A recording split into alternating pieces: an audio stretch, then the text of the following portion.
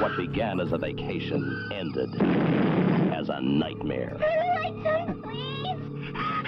The hills have eyes. That was a bad mistake. The hills have eyes. The story of an American family who lost everything except the will to survive. The hills have eyes.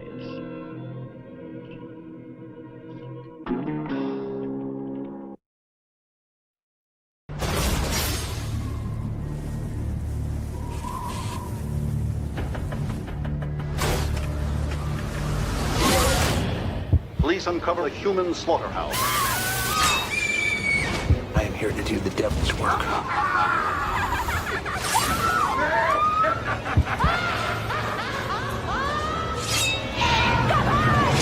The Devil's Rejects. Rated R.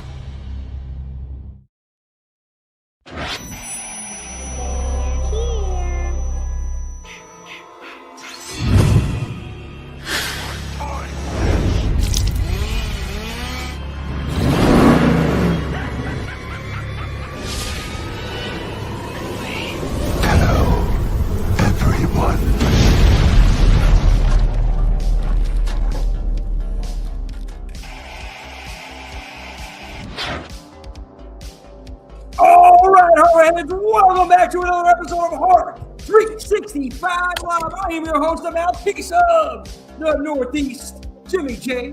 Alongside today, Psycho, Sammy Joe, and right beside, right back from under the floorboards, he is John. There he goes. John's back in business. Right below John, we have the Princess of Pain, Paige, and then last but certainly not least, standing in the right corner, weighing in about 175 pounds, the anesthesiologist, Swift Knox. I wanted to do that boxing intro, Swift. There you go. Man. You gotta throw like another 40 pounds on there. Well, we're trying to give you what you ideally want to weigh. You know what I'm saying? So 175. That's good. That's 40 pounds of straight brick. Yeah. Just the wall. That's it. The wall. That's it. They want to build a wall, they put Swift there. That's it. Anyway, nonetheless, welcome back. Here we go. Horror 365 Live.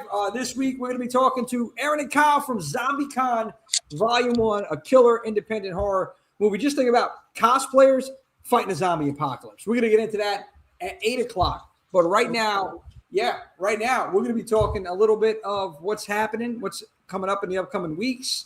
We're going to hit the chat momentarily. Before we do that, I want to welcome back John. So, John, I want you to plug anything that you have going on, brother. Talk to us. Oh, shit. I didn't know I was going to be the first one. All right, so there's a lot of stuff going on. A lot of stuff going on right now.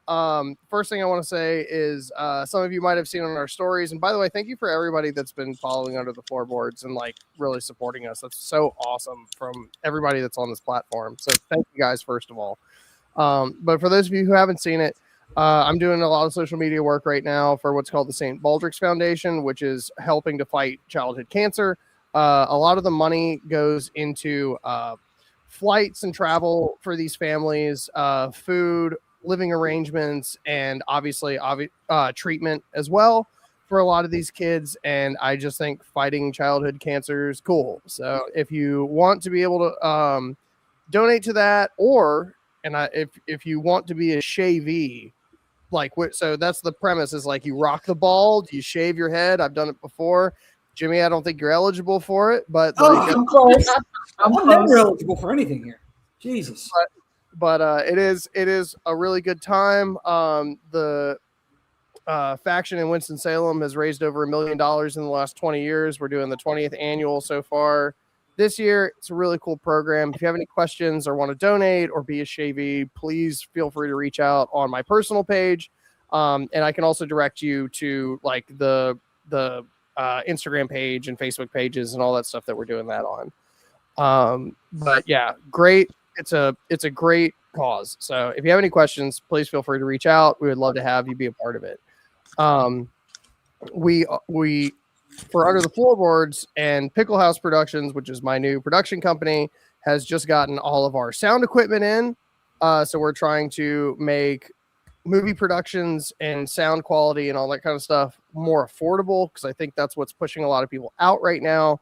Yeah. And we're trying to, especially since we're right next to UNCSA, trying to make things more attainable and better for everybody, because like we can't keep funneling shit into like the upper echelon of everything. We need to be able to keep making independent horror, like we're about to talk about later with these awesome with Erin and Kyle, which I'm really excited about. I think they made a great film. They've made some great product with the things that they've been doing, which is really cool.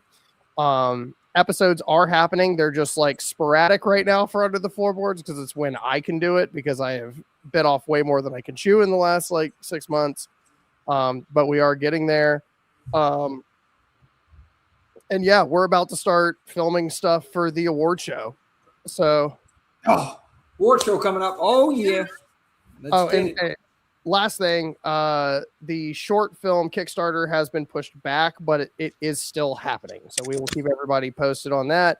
We actually had a lot of back ordering for our sound equipment and stuff like that, so that we can handle a lot of this ourselves. So really excited to get into all of that at some point. So keep an eye out. And again, thank you guys so much for supporting our channel. Oh man, good stuff, John. No, absolutely, brother. Absolutely. Yeah, I mean, I'm a little bummed out. I can't be a shavee.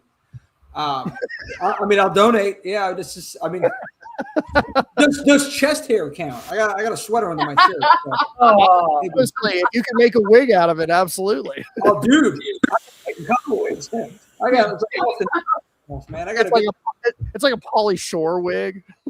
I mean, this shit looks like Michael Bolton here. I mean, I don't know. This is pretty bad, man. But yeah, I mean, I might have to get. I don't know who's going to want to shave. The missus got the unfortunate task of doing that, but yeah, I'll do what I can. I mean, wait, you can't shave your own head? Is that what you're implying? I'd say my back. No, I can't reach certain spots on my back for the back hair. I mean, this is just really hard. Okay. They wanted to, yeah. I mean, honestly, I should have actually applied for the next werewolf movie role. Not that much prosthetics and props needed for this. I mean, I just take off my shirt. It's like, whoa, shit, Jesus. Yeah, man, I know we're getting off the rails here already, but yeah, just I'm gonna at least donate. But good stuff that you got going there, John. Great cause. I know Mama Swift, she popped something up in the chat too about it. We're gonna get to that. But yeah, keep us posted on everything going on, and we appreciate all your support as well. I know Sammy Joe, I wanted to get to you as well. Like, you have a lot of things shaking and baking, as you would say. Yeah. Well, what's happening in the world with Sammy Joe? Talk to us. So a couple of photo shoots coming up, but mainly a busy time for filming indie films, which I'm super excited about. It's just one will be filmed in Jersey, the other one will be filmed in Albany. And they're both horror movies, so I'll be posting about them sooner than later. It's just I don't want to overshare too much because I don't know what I can and cannot say. Yeah. And then I also have something in the works that is a secret for everybody, but you'll see it eventually once it I start promoting that too. You can't do this, Sam. You can't do this stuff, Sam. No. It's a secret. Nobody has to know. You're here, and everybody in the chat. I can't, because I made sure I told the other people. I was like, you're not allowed to say anything. I'm telling you, you can't say anything. So you got to stay tuned. But I'm excited for it because I've never done this before.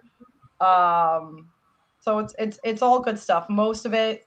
Actually, all of it, because it's my only social media, would be Instagram, Samix Josie for all the upcoming things. But it's all good stuff. I'm really excited. It's just a lot of preparation, but it's good preparation. So love it, Sam.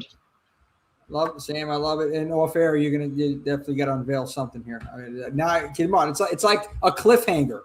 I'm tired of everybody with these cliffhangers. Like, stay tuned. I'm like, for how long? What the hell, man? Few weeks, maybe 3 weeks or so. Okay, 3 weeks. too long. So anyway, after the show we'll talk. Paige, Princess of Pain, what's happening in Hello. Princess of Pain? Nothing much. How we doing? We're better now. So me and Storm are about to unveil our Gossip Ghouls. I already made the Instagram, so I guess I can say the name, right? Hell yeah. So listen, Mondays, come listen to us gossip about horror. That's it. Gossip Ghouls, Storm and Paige, Mondays, going to be streaming live. Mm-hmm. We're streaming live on right here on YouTube, on Facebook, on Twitch. So yeah, stay tuned for the release date, the initial episode. I'm excited about that. Me too. That's such a cool name too, Paige. I like that. I know. Listen, I gotta trademark this. Like, if I see anybody else using this, I'll sue you. I will. I'm not even kidding. Because listen, no, I'm serious. I came up with this. Gossip Ghouls, like, how fucking awesome, right? Yeah. Thank you. I can't wait to hear what you and Storm are going to be chopping it up about. We're talking about. So excited about that. And then last, but again, certainly not least, Swift, the anesthesiologist. I know right now you're on assignment, so I can't unveil your current. You're somewhere in the woods over there with the wolves.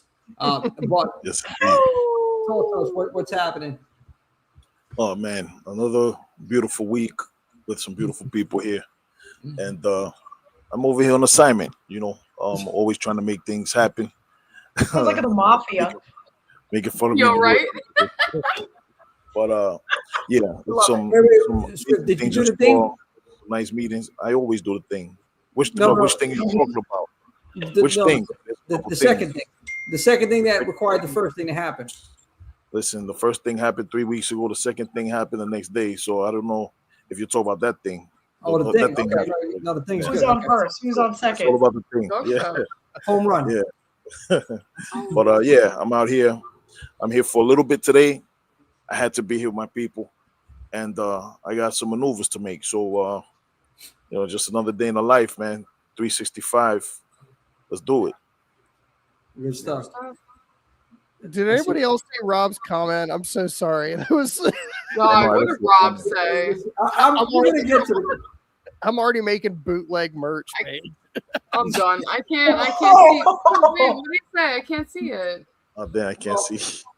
Well, I mean, Rob has bragging rights right now because Rob is the It's cheated. he's the horror trivia. He's the horror trivia. Google. I can't. Oh, shit. Rob, I love you. You know I love you. Our banter, it's mutual. You gotta put some respect on the champ's name. You got to put some respect on the champ's name, as Swift said. And while I load up that iconic graphic design for the champ of the week, because I have to find that to pop up here. Yeah, Rob Humphrey stole the victory. I'm going to say he stole it straight from Brendan because Brendan had it right, but he spelt it wrong. And Rob, with the auto spell check, came in, swooped in, and got the W last week for the trivia question. So yeah, Rob, we're gonna pop that picture up there. The horror heartthrob Rob Humphrey himself. So stay tuned. End of the episode, we're gonna have another trivia question to see if Rob is gonna retain his title or we're gonna have a new champ. So we'll check that out in a minute. As a matter of fact, wait a minute. It looks like we have it. The graphic is loaded here now. And give me a second. Hold on a second. Are you reading Brandon's comment? Because it's insane. No, we're gonna get to that right now in a second. How do we look at the comments? I have to go to. I'm sorry. Like I'm after I learned how to do it last time, I was on There here. he is, the Can you horror please heartthrob. explain how we do it? Because I need to know. There he is. Ladies, Congrats, Rob. what he'd like to have right now is to keep the noise down while the horror heartthrob Rob shows you what a real man looks like. Hit his music. Ravishing Rick. Cue the Ravishing Rick Rude theme. The champ is here. the champ Rob is in the house, but oh boy, I was trying to get that Rick Rude theme, couldn't find it in time. But nonetheless, let's go to the chat real quick before we plug some other things going on because he's saying the chat's popping up. Yeah, I just read Rob's. So Fire. Chris Styles. Damn, Chris Styles, what's up? I can't even see this thing. Hold on, how do I do this? Get it rolling, Swift. Dre Don't Rock. break your friend's computer, Swift. Yeah. Mama Swift, as Hi, always. In Mama the building. Swift. Let's go. Hey, Ma. How you doing? I already know my Nemo's in here. Hi. Gabby. Hey, Gabby. What's up? What's up, Gabby? How you All doing? right, Thanks for joining. Light in the building. Light. Oh, we got Light. Light 105.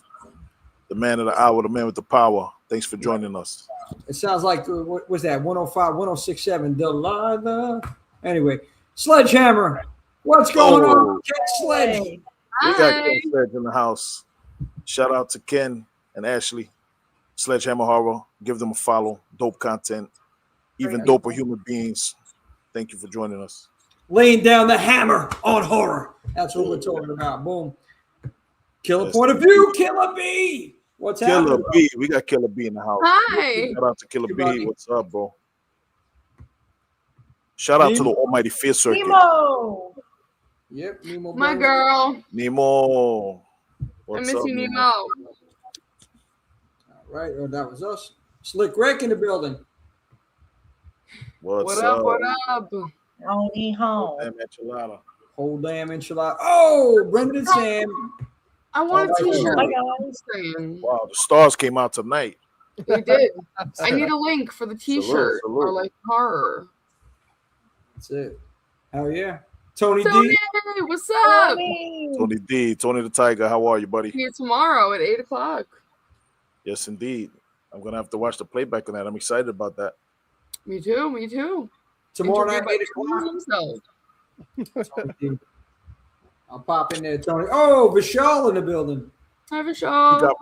We got Vishal in the building. Vishal, what's up? Everybody Hi. follow Vishal. Death Punk Comics. He's got a bunch of stuff coming up. Vishal, drop it in the chat. Let everybody know what you got going on. Oh man, the legends are in the chat. That's what The legend is in the chat. Exactly like what Jimmy said, man. You guys are all legends. Mama Swift dropping those links.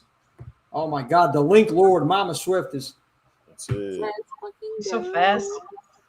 I don't know. Maybe he took out some kneecaps. Maybe he didn't. We'll never know. Yeah, well, we won't. Oh man. Oh, Brendan, terrific. What Hey, up? Brandon. What's up, Brandon? There it is. That was the shit I read earlier. I was like, oh my god. Oh man. Brandon out here. Oh, I gosh. can't. Yeah. Yeah. Yeah, incredible interior designer. Oh my God. Wait till you see Summerween and what Yaya's going to put together for this. I'm not even going to spoil it, but she's man. incredible. Listen, if you're not coming to Summerween, change that because you got to be there. It's going to be incredible. It's going to be nuts. Incredible. Come on out. You're going to have the best time ever. Listen, it's the summertime. This Summerween has become a thing. We talked about it a few weeks ago. Come on out and come make Summerween what it can be. Come do it. Let's see what we got 100%. over here. We got Love it. yo. Ireland. What's up, Trash? How are you, buddy? Trash picture. I'm How's sorry. everything over Drop your name again because I remember. I don't think it was Jimmy. I think Jimmy was the other individual. Slancha. Drop it down. I was like, wait, you are Jimmy.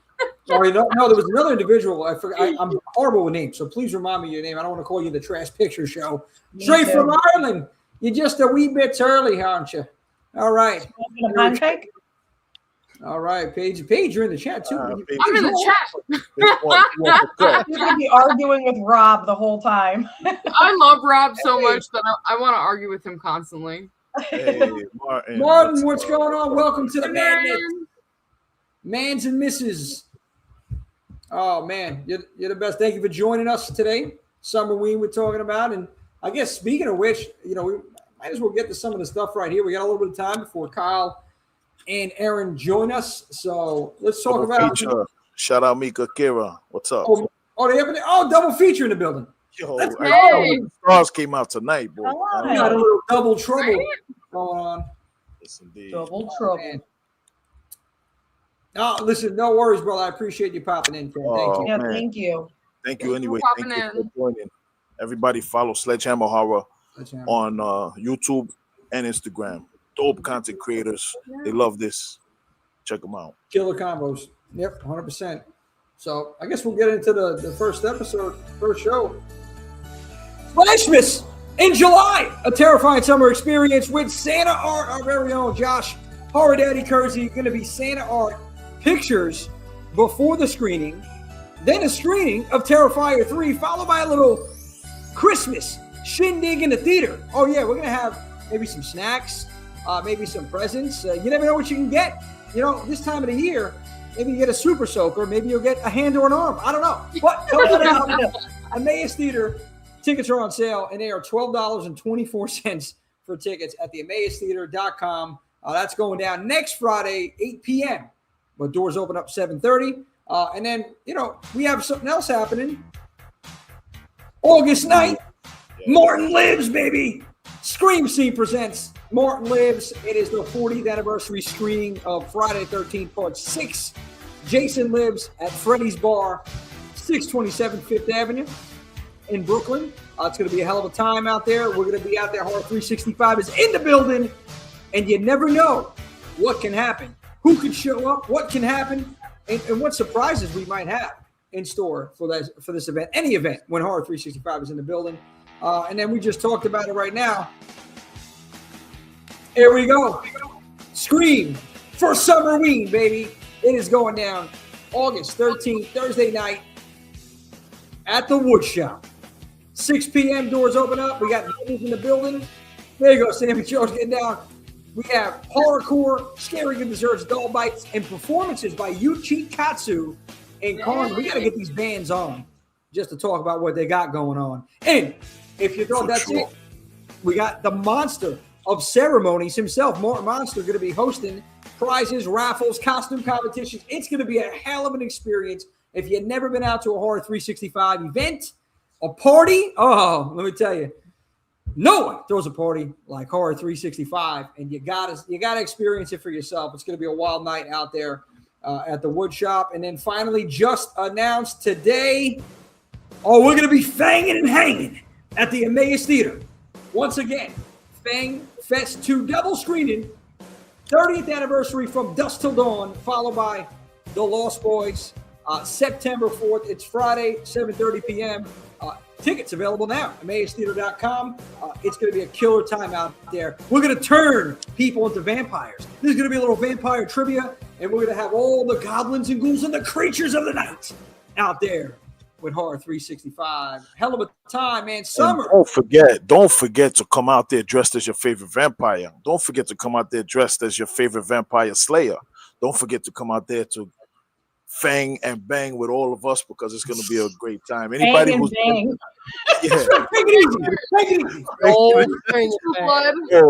It is not a swingers party, people. It's not a. I'm sorry. From True Blood. Listen, I got you. I know what you're talking about. Yeah, you guys know what I mean. I didn't really mean that. You know, I love it. forgive me about that, but fanging and hanging, you know, much like hanging.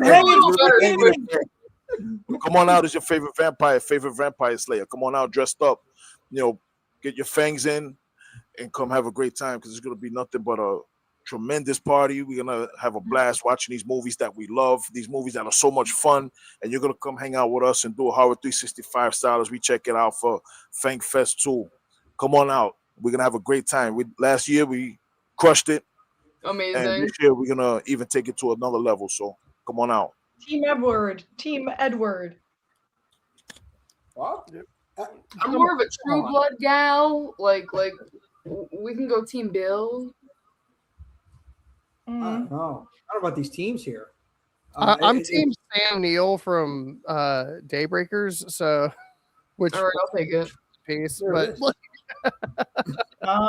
somebody's got to dress up as like from Lestat. Someone's got to be Team Lestat over here. Yeah. Queen of the Dam. You never know what vampires are going to come out in the night. Yeah, you know what happened last year though? What happened last year? We're not even talking about what happened last year. Last year, David was miraculously resurrected, and he actually promoted himself. He says, "Listen, I'm going to be at Horror 365's Fang Fest." I couldn't believe it. How did this guy get resurrected? Because I know at the end of Lost Boys, you know, he bit the dust. Yeah. But he came back out and he's like, listen, and I'm not coming by myself. I'm gonna come and I'm gonna start up my own vamp camp. Yeah. And that he did. We got Alex Gardner in the chat. Alex Gardner was turned. You know, they had the ceremony. He had to drink the blood, so to speak. He turned out. He walked off the stage with fangs the size of I don't know what. You know? Like a walrus. And then at the end, the Frog Brothers came to try to save the day. They did. Michael got turned. Star got turned. The Frog Brothers, their memories. We don't know what happened to them. So what's going to happen this year? I don't know, but David's running wild, and he's coming back. Apparently, Johnny Sparks, David is going to be back in the building. But we don't know who else can show up. I mean, look at last year. I almost got killed myself because our local vampire, Damian McDonovan, showed up, and he said, I got no invite, and you know me, and this is a vampire event? I'm like, oh, dude, he was like, yo. Taken out, but you Let's never know do better what this time. We need him. Yeah, it's going to be a hell of a night out there. And, again, you never know what vampires can show up and show out, and this is going to be an event, Part 2, FangFest 2, September 4th. Check it out. All these killer events coming up this summertime, starting next Friday with Slashmas in July. I'm looking forward to that. Hit up the chat real quick. Seeing a couple people pop up in there. And Mark! Bang. Hi. Hey! I'm Mark. What's up, bro? How you doing? What's happening, Mark? Two of the dopest dudes. Follow Night T LLC. Great people, very talented. Yes, indeed. Feature. All right, can't wait. Even Yaya can't wait. Martin. Hi, men and women. Hi there. Yeah. Hey, what's up, Martin? What's up? Alex is in there. Yeah, we can talk We about got Alex here. Oh, talk about Alex here. There you go. Alex still got his strings in. Hey. Oh, what's up? See, you talk about Night T LLC and they shall appear. There it is. So, oh God, Alex, we're gonna thank. Wow, yes. Don't knock it till you try it. Don't knock it. You see how his life changed. He got turned into a vampire. His life changed. So he's having a good old time. You know, sleep all day, party all night. Nothing. You never grow old. I would rather be a vampire. I don't know about you guys than any of the other creatures out there. That's just my preference. I would like to be a vampire. I think in this day and age in 2026, guys, girls, guy goyles and ghouls, I'm ready. I'm ready to make the transition. Yeah. From a werewolf to a vampire. I got to find naked werewolf. The bare naked werewolf over here. Yeah, I'm making the transition. That's it. It's happening. Werewolf to vampire. I'm joining the vamp camp. That's it. Okay. I don't want to be hanging and banging and swinging and whatever. I don't know what the hell's going on over there. But nonetheless, a lot of killer events coming up in the summertime over here. A couple of minutes, we should be getting Erin and Kyle on to talk about ZombieCON Vol.1. But John, last week, I know John, I know Sam. I mean, we missed you. We missed you all. Swift and I were rocking out, but I don't know if you heard the headline. I mean, I'm sure you have by now. The new Nightmare on Elm Street they're talking about, and then the trailer came out for Crystal Lake.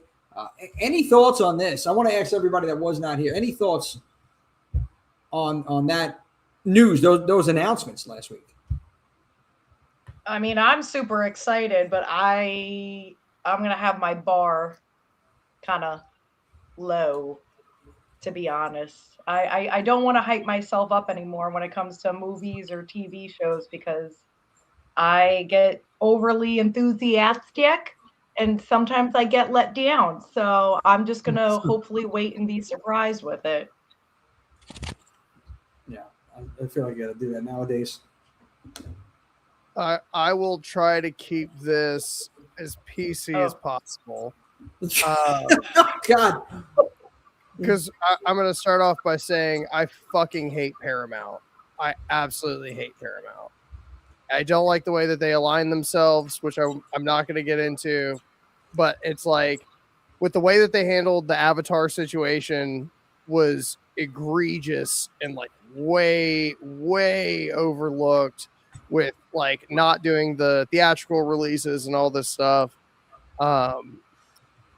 I think Crystal Lake is probably going to be fine because I love Lisa Cardinelli. I think she's fantastic. I think she's a very talented actress, and she is probably going to have to carry that show by herself. And I'm not going to lie, I was pretty heartbroken to know that Paramount had acquired Nightmare on Elm Street, because that's my franchise. That's my first franchise, and that was something that I've been in love with for so long, and there's no part of me that thinks that they will do it right.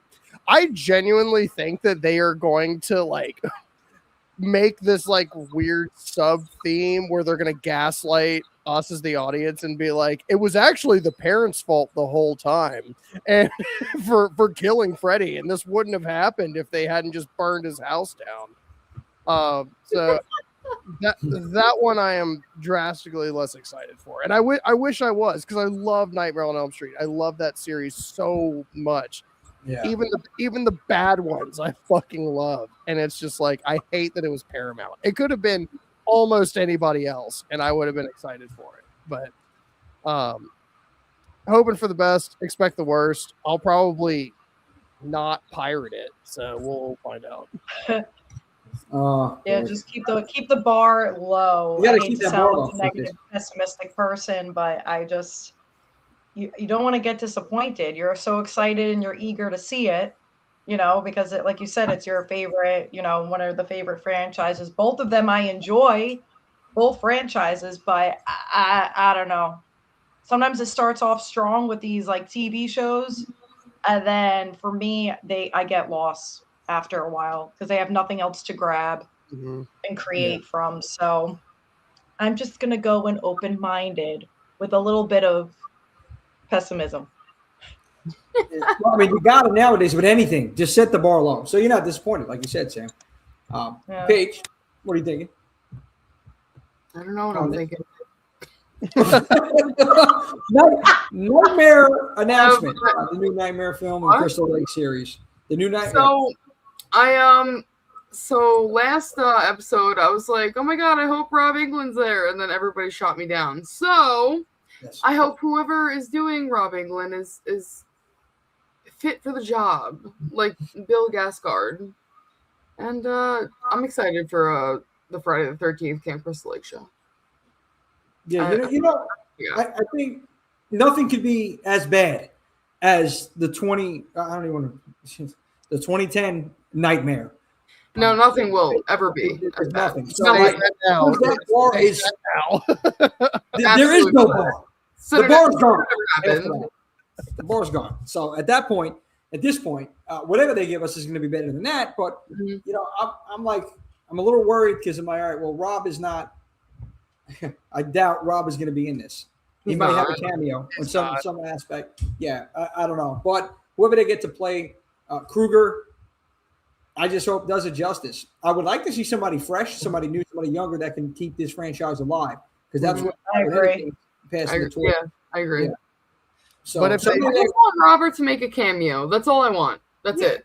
But if they don't go with somebody younger, I think the perfect casting is Richard Brake. I was just about to say that.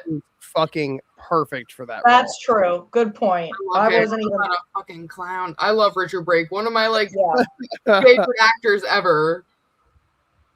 He's very intimidating in person. I think I'm just intimidated because of his height. He's so adorable in person. He's so tall, and I don't look up at a lot of people. I was at Mad Monster like 3 or 4 years ago, and like when you're in the line that I was in for Heather Langenkamp, naturally, like it goes out through this door and there's like a causeway in between, and it's like for the hotel kitchen and like all of this stuff or whatever. And they've got like the stanchions up so they can like walk people through to like their Q&As and tables and all that kind of stuff. And I see Richard Brake fucking walking down, and and he looks at me and goes, "Who the fuck is this line for?" And I was like, Heather Langenkamp. He's like, "That is so cool." And that was like the only interaction I've ever had with him. And he just like floated off into the aether. Nice. He's one of my favorite people. So one year at Monster Mania Con, he was my neighbor, like the hotel room right there. And Jeff Daniel Phillips was right across from me. So here I am, drunk as a skunk. I don't even know what else I was on. This was a while ago. I popped my head out. So my friend, she was like, I was just on the elevator with Richard Drake. And I was like, no, you weren't. So they're walking up the hallway. I popped my head out and I was like, I'm in love with you. He just kind of looked at me. And then like, so the ice machine was like right next to their room. So I kept going to get ice, but I'm like giggling and laughing. So Jeff opens the door and he was like, what are you doing? And I was like, getting ice I don't need. This whole interaction was insane. So I could just see Paige with like buckets and buckets of ice lined in her hotel room. I didn't need the ice. I was just running past the room with the ice. So then Jeff opens the door and he's like, what are you doing? And then I'm talking to Jeff and stuff. I'm being loud because whatever.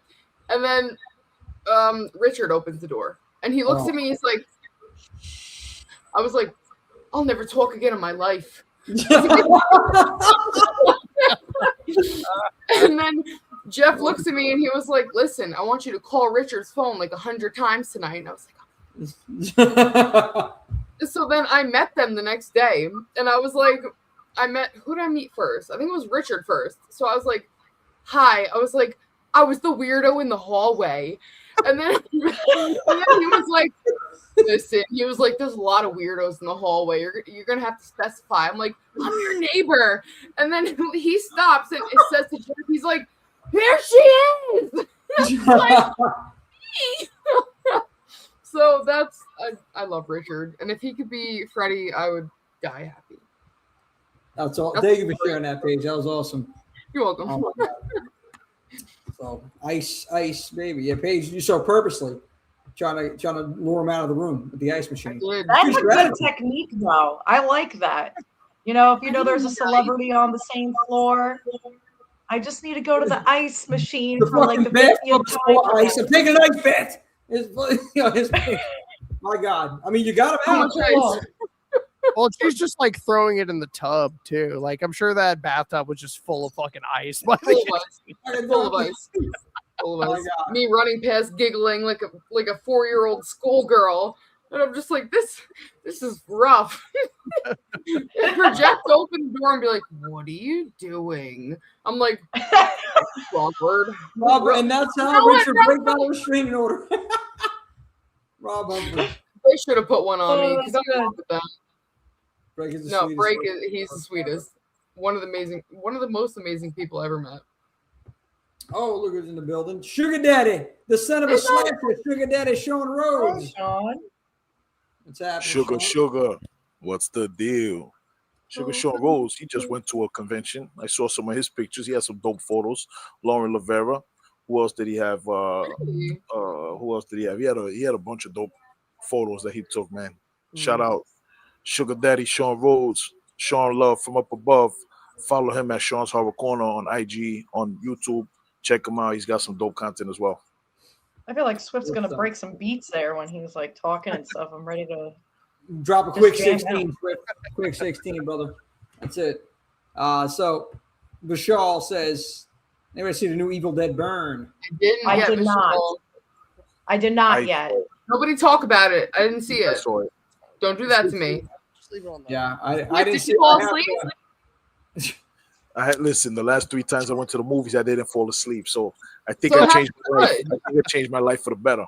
No, you know why you didn't fall asleep? The new Nightmare news. You know they're making a new movie. Swift's like, I'm not going to sleep. That's it. Kruger's coming again. Kruger's coming back.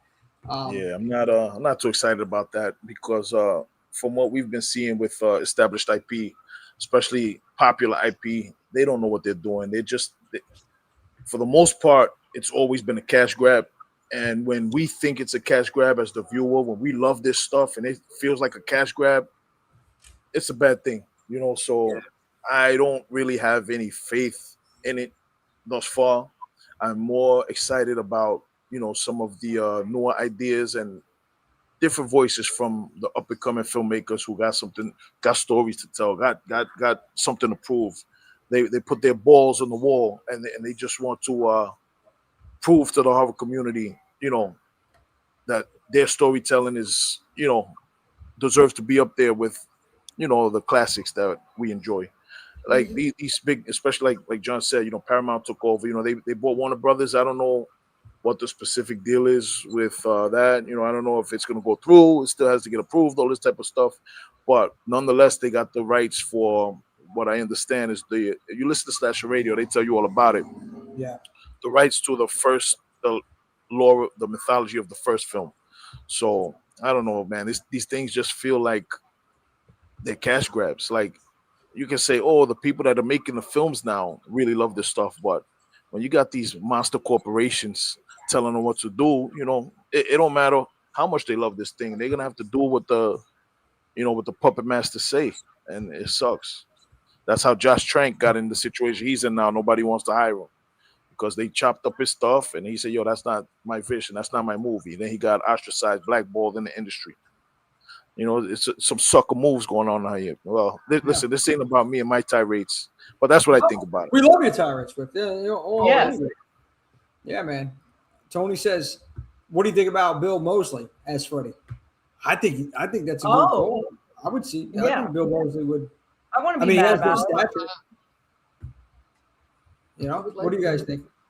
I would like that. I would love that, actually. Well, I know you would, Paige. I was down the corpses. Bill Moseley. Let me tell you, Richard Brake and Bill Moseley, two incredible actors, incredible performers. They bring so much to every role that they're in, so they would kill it. But if we're trying to reinvigorate this franchise, I think we got to go young. We got to go. Yeah. I would say if we got a talented kid, 24 years old, 24, 24, 25 years old, 26 years old, and then you can build off of that talented performer. I think we got that. I think that's the way to go.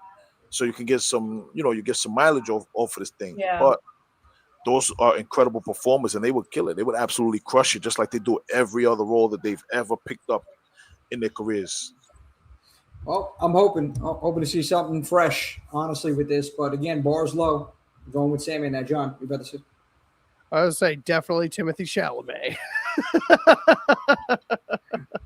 I mean, I'm kidding. I wouldn't cast him in fucking anything personally. But why not? I don't know if it's just because he works in cash grab movies, but I've never seen him in anything where I was like, that is one hell of a performance. You know what I mean? And it's like, again, you're playing shit like in Dune and Willy Wonka. So it's like, what do you really gauge that with? Because obviously, because I can't stay awake through Dune and Willy Wonka, I'm not even going to watch because I can see how terrible it is in the trailer. It was good. I don't believe that at all. Oh boy! With all the respect I have in my heart for you, Paige, I don't believe that for a second. I enjoyed it. I enjoyed it. I totally believe you enjoyed it. Whatever. Well, I either way, whoever they cast has to be somebody younger. Like we all agreed on. I know Mikey Bone said something over here about the Crystal Lake series. Bill Gascard. Real quick, I think that kid Andrew Garfield would be a dope Freddy, but he's kind of too old. How old is he? I could see it. I could definitely see it.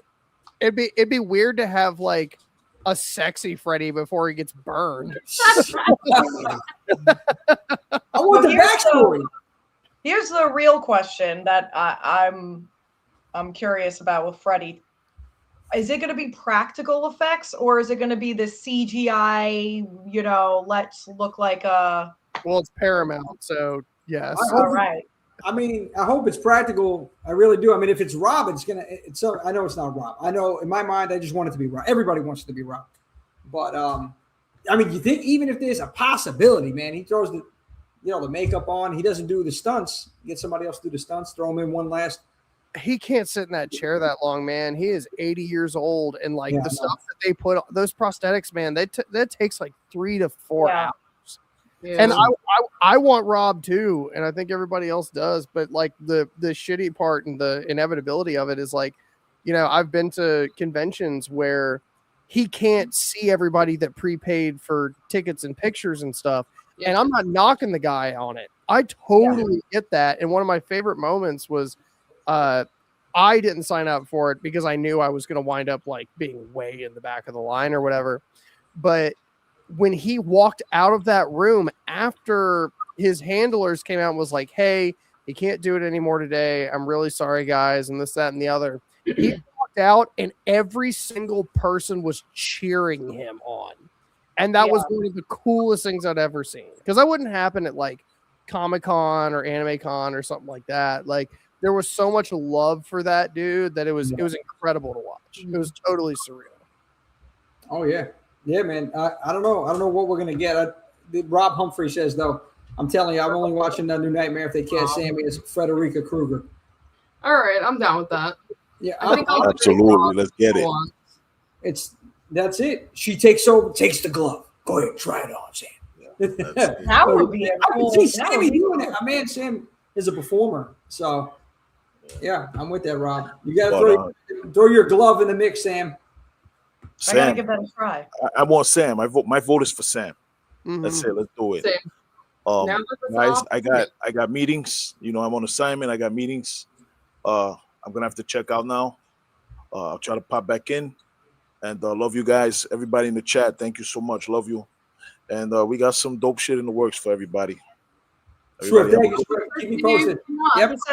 Take it easy. Enjoy Cali for me. Thank you. Absolutely. Have a good night. Oh my God. Paige just blew it up. Oh boy. I did. I'm so sorry. So, double feature real quick. Studios keep going back to the same well-known horror IPs because they seem safer investments. Yeah, it's true. But while those franchises have their place, I love to see more support for original horror. And I'm glad that you said that because right now that's a great segue into introducing these two. Please welcome Kyle and Erin from ZombieCON Vol.1. Masterful segue. Love it. Applause is a little late, but here it is. All right. All right, what's going on, guys? Welcome to the madness. Hey, thank you for having us. Honored to be here. Yeah, thank you so much. Oh, thank you for taking the time. I'm excited to have both of you on and talk about ZombieCon. But before I get to that, I have to ask you your introduction into this killer genre of ours. What was it that got both of you hooked on horror? I am so glad that you asked that because we were just talking about this. Yeah. I gotta say, What Lies Beneath. I don't know if that got you guys, but as a kid, not supposed to watch that movie. My friend and I peeked around the corner when her older sister was watching it, and I was scared to take a bath for like weeks. Yeah, that got me. Yeah, and I'd have to go with I could oscillate on this all night long, but if I had to just choose one in particular, I'd have to go with the original It. And we had it on Laserdisc, so it came on like 8 different Laserdiscs. You had to flip the sides, which you think would like break up the horror and make things more manageable. It did the exact opposite. It's like all the lights go out, the TV turns off. Like you have to get up across the room, flip this giant like record-sized DVD, and then you kind of walk back and you're like, oh, I hope they defeat this thing at some point. And then 8 Laserdiscs later, it's like, okay, good. A somewhat satisfying ending. Okay. Yeah, what'd you think of the remake, the 2017 It? I liked it. I mean, look, with all remakes, I think that they're more polished just because that's usually how it goes. Like the Texas Chainsaw Massacre remake, I've loved for all horror movies, but when it comes to kind of original versus new stuff, there's something gritty and kind of texturized that I find that I just love when watching the originals, and it just makes it feel more kind of organic and real, and the horror just hits me a little bit harder. I love it. I'm a fan of the OG, but a lot of people were saying 2017, they like that one better. But you're right. I remember those old, the disc, the double disc, or even like the VHS that had like multiple yeah, man. And then you had to wait for everything to rewind, and it's imagine watching that. Oh my God. Oh, I kind of miss that sound, the nostalgic sound of rewinding a tape. Waiting for that click. Yeah. It's true that I still use my VHS.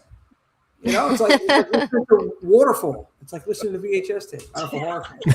ASMR. Yeah. Just constantly rewinding VHS tapes with the occasional satisfying click. Pure nostalgia. Just hearing it, man. And then I just wanted to introduce, so Erin and Kyle, we have Sammy Jo. She's a performer on our team. Sammy Jo's here. Paige, Princess of Pain, Paige Ann. And then John, I know you guys might be familiar with this gentleman right here, John under the floorboards. Yep. Nice to see you. Nice to see you guys in person. That's right. Vice versa. So I just it's an absolute honor to meet you guys. I know it's not in person per se, but this is probably the closest we will get for quite a while virtually. You guys the honor is all ours. Yeah, truly. Thank you for inviting us on. Thanks.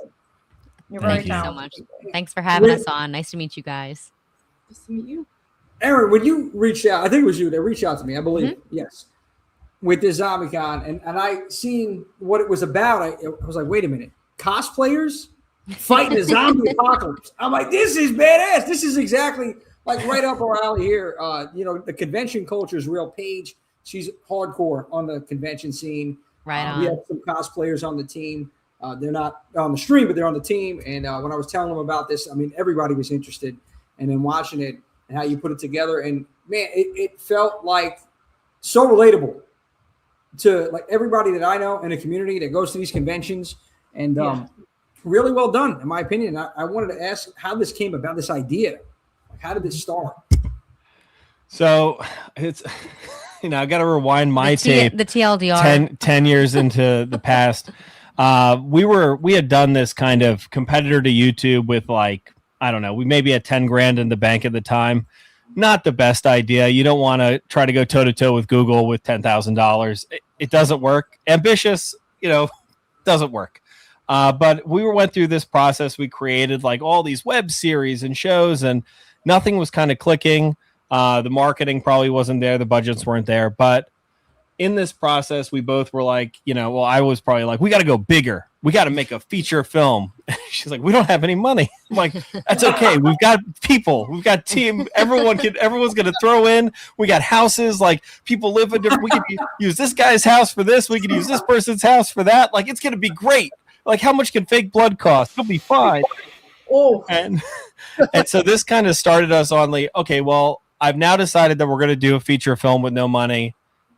How do we actually make that happen? And what's the idea? Because I was like, well, it needs to be something unique and different. And it's got to combine the things that we actually love and preferably things that we have in the house so we don't have to buy a lot of stuff. And I went down to Florida, visited my brother, and his house is a shrine to movies. He's got like props from everything that you could imagine. He's got like a whole wall of Predator face masks. Oh, no, don't tell me that. I got to see it. Oh, it's one of my favorite movies of all time. It literally looks like the scene from Ace Ventura 2 when he walks into that room with all the animal heads, but it's like Predator masks. Yeah, it's insane. Oh, man. That's such a good comparison. I just visualized that, Kyle. And I'm thinking about if I go in that room, I got to just have like a fucking torch, man, and just like light it up at the end. Like, it's in the room, man. That's good. That's good content. Anyway, continue. I'm sorry. No, you're fine. I'm the exact same way. So I was kind of touring the house and just looking at everything. And we had probably drank way too much that night. We were just hanging out. And I'm, thinking about in the background, what is this movie going to be? And I saw Captain America shield, and I saw like Thor's hammer and, all these different various weapons from all these different movies. And I'm like, if there was a zombie apocalypse here, like I feel like we could defend ourselves pretty well. We got like, stabbing weapons. We've got self-defense weapons. We've got armor.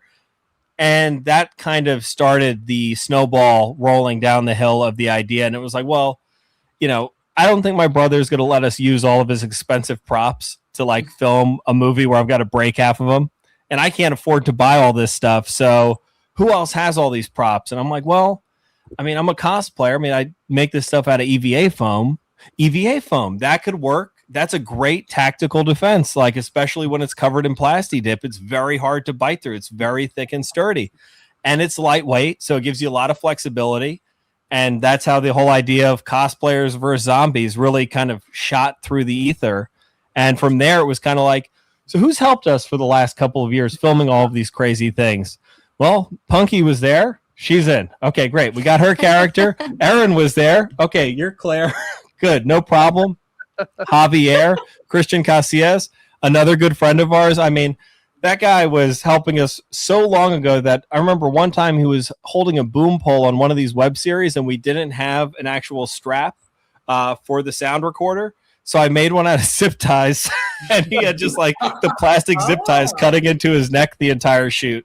So he was on board.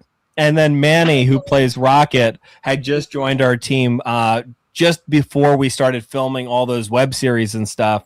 And he ended up becoming a part of our company. He's a fantastic friend and just a fantastic guy. I'd never acted before, but Kyle's like, I trust you. I know you all as an individual, so I'm gonna make you the star. And trust me, like your acting is gonna be great. You're gonna kill it. I'll guide you through it. And he absolutely did. Yeah, yeah. So coercion.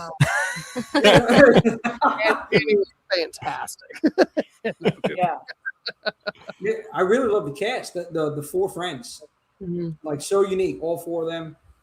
We had Punky's badass. Oh Punky man, badass. Yeah. Somehow she's even cooler and more badass and funnier in real life. Truly. I don't know how, but she is. Yeah, it's wild. It's usually you see a heightened version of someone on screen. We had to bring her down a little bit because the zombies wouldn't have been a problem. She just would have killed all of them real quick. It says, Colin Erin, you got to come cosplay at the Horror 365 events. 100%. Let's go. Let's do it. Let's go. I might need to tailor some of my cosplays. I've gained a little weight in the last couple of years editing. So post-production, like. God, editing. Oh my God, it's so tedious. So you're also a dad. You get the dad bod excuse. It's all good. Oh, true. I haven't used that yet. Yes. It's funny that there's not like a mom bod being a thing, but if you really think about it, that's kind of a more apt excuse because you literally just grew a human for 9 months and are recovering from that. I'm gonna have to start making that a thing too. The mom bod.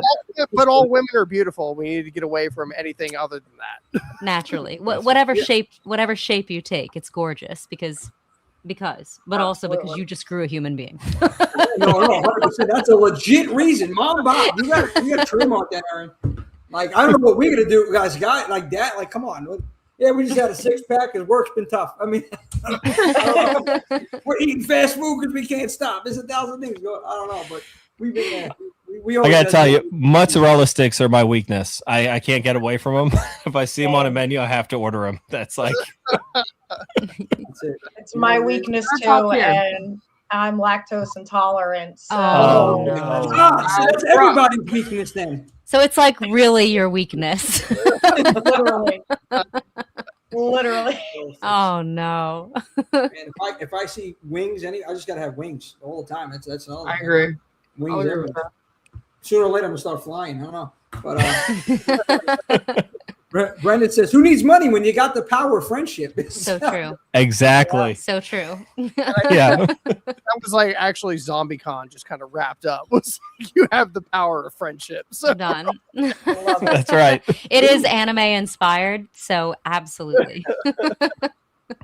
Yeah, that's hold on. SwiftX. Where are you from? Colin Erin, where are you from? You might have not. So I'm originally from Atlanta, and I'm originally from New Jersey. But then we both went to school in the South. I went to Vanderbilt. I went to South Carolina. And we met in Los Angeles, where we both ended up living. Him for like 15 years, I think me for 13, before we both became pregnant, wanted to be closer to family. We moved back to Atlanta. We now have a daughter, and yeah, we've been all over the country basically. Yeah, got to get that grandparent support. Yeah, got to.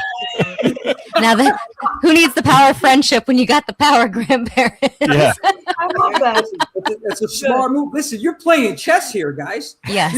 We're going back to Atlanta, babe. That's it. Oh, they're absolutely the queen. We're like maybe above pawns, maybe like knight status. I don't even know if we're queens. I don't know. The baby's the queen. I feel like I'm the pawn, and like you guys are all like the name pieces, and I'm just kind of slowly trying to get across the board, dragging my herd back. Sacrificial pawn. I don't know. I feel like well, I'm not going to get there because I think we all are, Kyle. Somewhere on the way, Mrs. S. She's not going to hear me. Anyway, moving along. So Georgie, let me stop. She's in the next room, but anyway, sleep with one eye open tonight. Yeah. It's a new horror movie. Hey, it's funny, man. You learn how to do it over time. You've been with her 17 years, so you learn how to just, if things don't go right in the conversation and you don't end the night well, you gotta be careful. Another horror film, but like you said, talk to us about. I know you talked about how this came to fruition. now you acquired the team, how you acquired everything and just started rolling with this, the pre-production process. So we started with a GoFundMe campaign after acquiring the main actors and kind of getting the script down pat and knowing what this would take. And we had a little bit of equipment that we had acquired through the years in order to film like our short films and web series and all this stuff. And I was pretty committed that we weren't going to find real funding online just because of how difficult that is. But as luck would have it, we got maybe $15,000 through a GoFundMe campaign. And we were asking for 60. And then someone saw it, an unnamed investor, and they were really impressed with the GoFundMe campaign, which I have to say, we put a lot of effort into designing all the graphics and everything for. I'm not sure if we fulfilled all the promises yet. We're just not going to talk about it. Luckily, it was mostly friends and family, so I feel like you'll give us a pass, so it's okay. But they ended up covering the rest of the budget, which gave us the ability to, purchase at the time what was a very expensive camera, a Canon C300 Mark II, and we ended up paying for that. We couldn't pay for it all in one go. Like we were paying for that for a while, but it gave us the money to also buy some more equipment, some C-stands, some more lights, some sandbags, and then we used the last $30,000 for all the locations, crew payments, crafty, costuming. We ended up spending a tremendous amount at Home Depot on all of the supplies to create 3 versions of all of the main characters cosplay. And I'm pretty sure I'm walking out with pallets of Plasti Dip and all these different kind of cheap spray paints. And the people are looking at me like, what is this guy doing here? I can't tell you how many times, I know this is indie filmmaking in general, but the day of, you have to randomly, when you realize there are a ton of things that you don't have that you need that day. And Kyle's attitude at the time was just just Postmate it. Yep. We need it. Send our one PA. We got to go get it. So for anyone who's seen the film, at the very, very end scene, Mama Bear at the big finale, the fight scene, day of was this looks way too bare. We need to jazz this up. We're going to do a whole party theme. She's been throwing a party for the Rockets. And literally that day went to Party City and got all the lights, all the disco lights, set out all the pizza boxes and everything. And so that was an additional, and the balloons, which I thought balloons added a lot of depth, because prior to that, it was just kind of an empty room and it looked like not very finale-ish. Yeah. No, I mean, you gotta work. You got to improv sometimes, man. You just on the go. So as you're on set, Sam, I know, Sam, you've been on plenty of sets too, indie filmmaking. Talk about that, Sam, experiences on set, kind of last minute improvising. Oh yeah, there was so many last minute improvisations, or the last thing I did filming for last week. I memorized probably about 10 pages of the script. And they were like, nah, that scene, we're improving the whole thing today. Oh my God. So I'm like, cool, great, got it.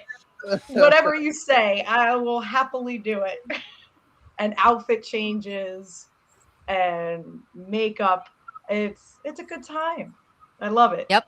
You never know what you're going to get. On your toes. You always keeps you on your toes. Yeah. Somebody's got to do stories from indie filmmaking, just some of the things I hear. Yeah. Behind us, I could just picture it, Kyle. You're just running out of freaking Lowe's or Home Depot with all that stuff, and just people scrambling to get. Yeah, they probably are thinking this is the next psychopath of the century or something, committing. Right. Exactly. Just film it. Oh, go ahead. I'm sorry. Oh, no, you're fine. I was just going to say, I feel like indie filmmaking is the jazz of filmmaking. Yes. You've got to be able to shuck and jive. The team's got it. It's got to have a good atmosphere on set.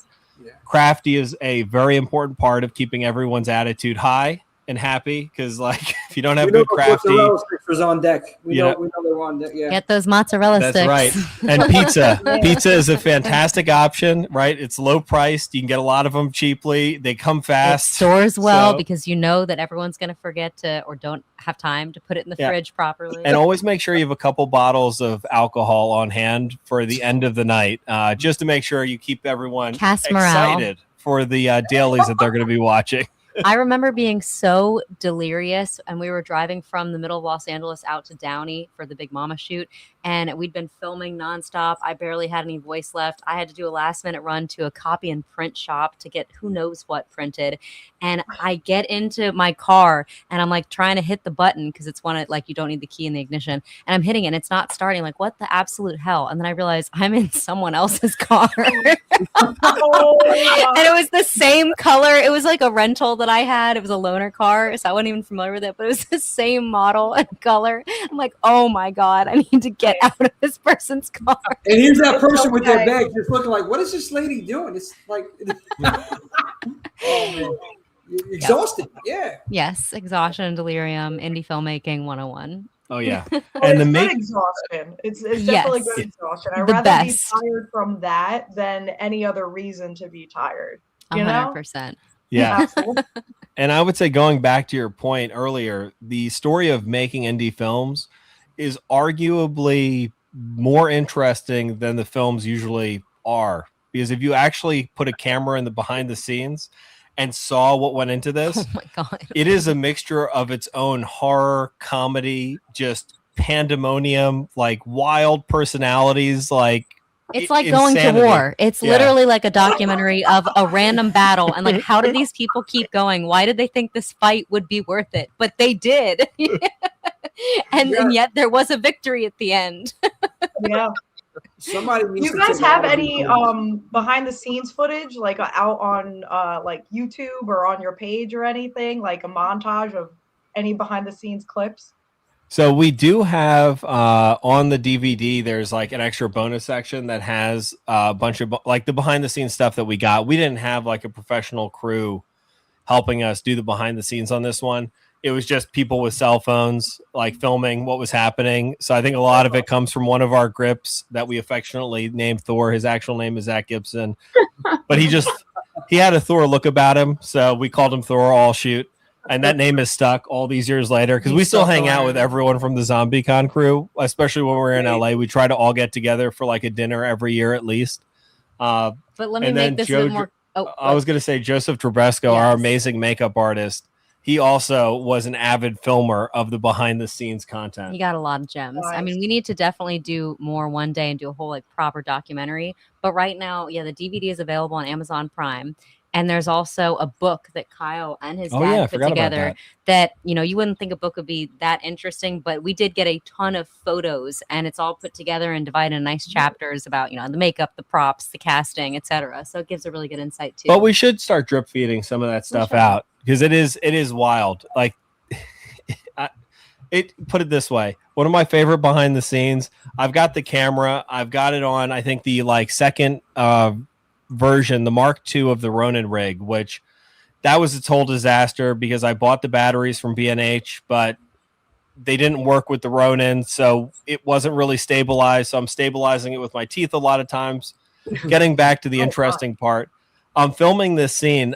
I guess Zach was the actual one filming the behind the scenes, and you could see the actors all screaming, the blood is spraying. But the interesting part is, in order to get the blood angle to kind of come out from the right, you know, from the orifices of the zombie that just got stabbed, I've got Joe Trebesco, our makeup artist, between my legs, you know, with his little like, you know, spray gun, like pointing it right past camera, and he's spraying. I'm filming. I gotta keep spraying. You got it. he's like, you want me to get it in their face? I'm like, yeah, get it all in their mouth. Do it. I love it. More blood, the better.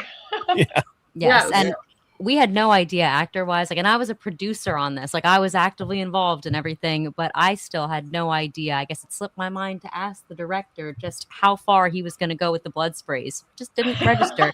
So I was the first victim, if you will, you know, to have the full spray in the face, and I'm glad I didn't know what was coming because it wasn't much acting. My reaction was genuine on camera. The taste, the feel, the color, like all of it. Good though. You nailed it. Like, you guys completely nailed that shot. I got to give all credit to the director, cinematographer over here, and our makeup artist because they did the work for me. I was just a willing victim that was caught on camera. No, you were fantastic. I will say we did have one shot literally to get that take proper because, as you know, with indie filmmaking, we didn't have the budget for a reset. I was going to be doused in blood. My one costume, we didn't have, multiple sets of that wardrobe. There was no way after getting the whole space sprayed with blood that we'd have time and money to reset anything. And so it wasn't just me needing to nail that take. It was also Kyle holding the camera, our focus puller, the makeup artist, the zombie himself. Like everyone had to be on Although, point. ironically, years later, the Phil Cruz, who was basically pulling focus, but also responsible for hitting the recording button. I remember one time he didn't hit the recording button in the park scene. It was very traumatic, long story there. But he reminded us of the fact that during that scene that Erin talked about where we had the one take, he forgot to hit the recording button. I was watching the footage back and I'm like, no, you hit the recording button. I don't even remember that because so many things were going wrong. Like, that just totally slipped my mind. But your pants have a little bit of blood on them. So I'm fairly certain that we had one extra change of shirt that we were able to get you in. And yes, we had to do that twice. Wow. I think that is actually, he is accurate. Wow. So Phil, sorry for doubting you if you're watching. We got Swift saying, like our ZombieCon Vol.1 gave me a great feeling when the kick-ass cosplay crew introductions. Yeah, that showdown. So Swift was talking. I know That's so much. Yeah, I love Kick-Ass. I definitely felt similar energy with Kick-Ass, and we've been compared to a couple other ones where it's fun, like you feel the energy through it too. So that's an honor to be compared to that. Yeah, 100%. Mike Ricci in the building. Yeah, you can watch it on. You said it's on Prime on Tubi. Mm-hmm. As well. I watched it on Tubi. Hey, nice. So I love Tubi. Yeah, great horror movies on Tubi too. Gems. Yeah. So I wanted to go around the room and let everybody. I have a ton of questions, but I want John Page. If you got some questions for Erin and Kyle, the floor is yours, guys. Most definitely. So one thing that I've really liked, especially now that I've seen, and forgive me if I'm saying this wrong, Autonomous, which is one of the best titles I've ever seen. But like from seeing ZombieCon and then seeing that, one thing that I really like about, and I'm sure both of you can answer this question because there's no part of me that believes that y'all are not living in the same house and making some of these creative storytelling decisions without each other. But one thing I really liked about both of them is like, especially like it's shown off more in ZombieCon because there's more characters in it, but everyone's not happy with each other.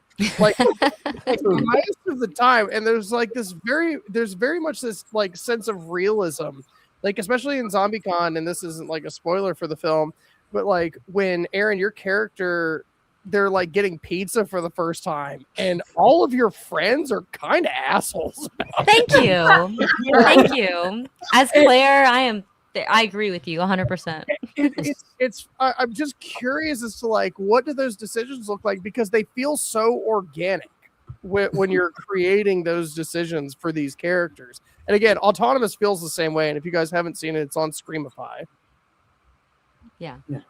I mean, we wanted to build in as much realism and to be feeling with, Autonomous, the script, actually, we did not write. That was written by the founder of Screamify, Sean Overbeek. So full credit to him on creating those characters and that tension. But I can certainly say with ZombieCon, just wanting to make it feel like you got dropped into the middle of a friend group that is totally themselves, completely comfortable. They've been friends for a long time, and they shoot the shit. They're not pulling punches, and it's not everything is all happy-go-lucky all the time. Yeah, 100%. Yeah, I felt real. Punky was definitely like that a lot. It was so good. It was so good. Yeah, just to see that. Like, come on, get your shit. Stop being a bitch. Get your shit. I was like, oh, man. It just felt organic, though. That's what I really enjoyed about it too. Just now, I don't know if it was because maybe craft services were not there on time that day. Or maybe somebody ate all the mozzarella sticks, Kyle. But nonetheless, it just felt like really. Like it flowed well. Like you had all this chemistry. The chemistry was there between all four friends. Like Kyle had said, I mean, we had been good friends, all of us, for a long time. Manny was a newcomer to the group, and we had been working so closely together for a year that made up for the amount of years. The other ones of us, we'd been friends for years and working together for years. And so I actually, Punky was my first roommate in Los Angeles. Oh wow! So I knew her from like the first month I was there, and then Christian, Punky and I met him maybe 2 or 3 months after that, and we were just kind of all hanging out as a little tripod, like doing our thing in Los Angeles, trying to figure out this whole acting thing. Punky was working at the Comedy Store. Christian and I probably should have done something similar, but we kept going to clubs because he knew club promoters, and they were like, "We get you free and free alcohol and free table service and stuff." And I'm like, "I read about this in GQ. Chris Evans does this. This is how I'll get famous. Great." It's like, this is my Entourage origin story. My goodness. Hey, listen, you go out to LA, you start rubbing elbows with the right people. I mean, you're in the club scene. That's what I would have did.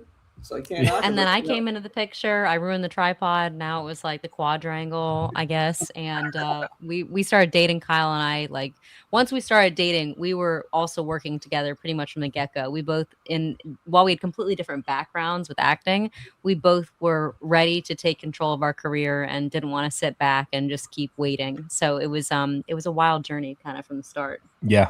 Truly. And then, like we said, Manny, who plays Rocket, he just came in as an intern and he was awesome. So he pretty much got added as a producer and then to the company. And then, like I said, was one of the stars of ZombieCon in a couple months. So we created a really great family. The Big Squid Productions is our production company. So we're affectionately the Big Squids. Yeah.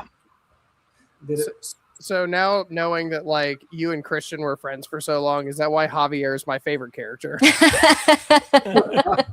And that's not to take away, Erin, you were phenomenal in the film. You were absolutely phenomenal in it. But like the scene in the underground with Javier, I was just like, am I feeling something right now? Is that what's happening? Yeah. Yeah, I understand why Javi's. Everyone has their own favorite characters. I love that Javi gets so much love and recognition because he has a true hero's moment. He does. And yeah, I think I put a lot of myself into all the characters, but Javi especially was like the little boy version of me that wanted to, like, jump into the fray and save their friends. And, just whenever we're little kids, right? We're not ever thinking about everything so realistically or, oh, this could be dangerous or perilous. You're just kind of like, I'm going to do the right thing, very Naruto-ish, right? It's for the power of friendship. Yeah. Yeah, man. He wasn't mean to anybody. I wanted to see that guy get his, man, I don't want to spoil it, but that in the store, with the trophy scene, I wanted to see that guy get his ass whipped, man. That was a nice trophy, too. It reminded me like fucking Cobra Kai, that crew. Back it was wild. That trophy was incredibly hard to actually break. Yeah. I thought it'd be easy. I thought we could do it practically. And I looked at the floors of this place that we rented, and I'm like, yeah, we're going to put a hole in the floor. So I had to take it outside with a hammer. And it took me a while to really bend it because it had this thick metal structure beneath it. It was a nice trophy. Yeah. It wasn't a cheap prop. So of course we needed to destroy it. And I saw a question pop up. Can we see any of these guys' movies and where? And ZombieCON Vol.1 is available anywhere where you can purchase or rent movies. It's also available to stream on Screamify. And Tubi. Tubi, Amazon Prime, Apple TV, and excitingly, because we are US or North America and UK, and soon, actually, I think this last month, it just got released as well in Japan. Yeah. Wow. So we're going international bit by bit here. That's awesome. I love that. Thank you very much. That's amazing. I feel like Japan owes you all that. Oh, man, I read online because I was Googling this the other day because we don't get much info on its distribution there. And I did see that it's available on the equivalent of Amazon Prime in Japan.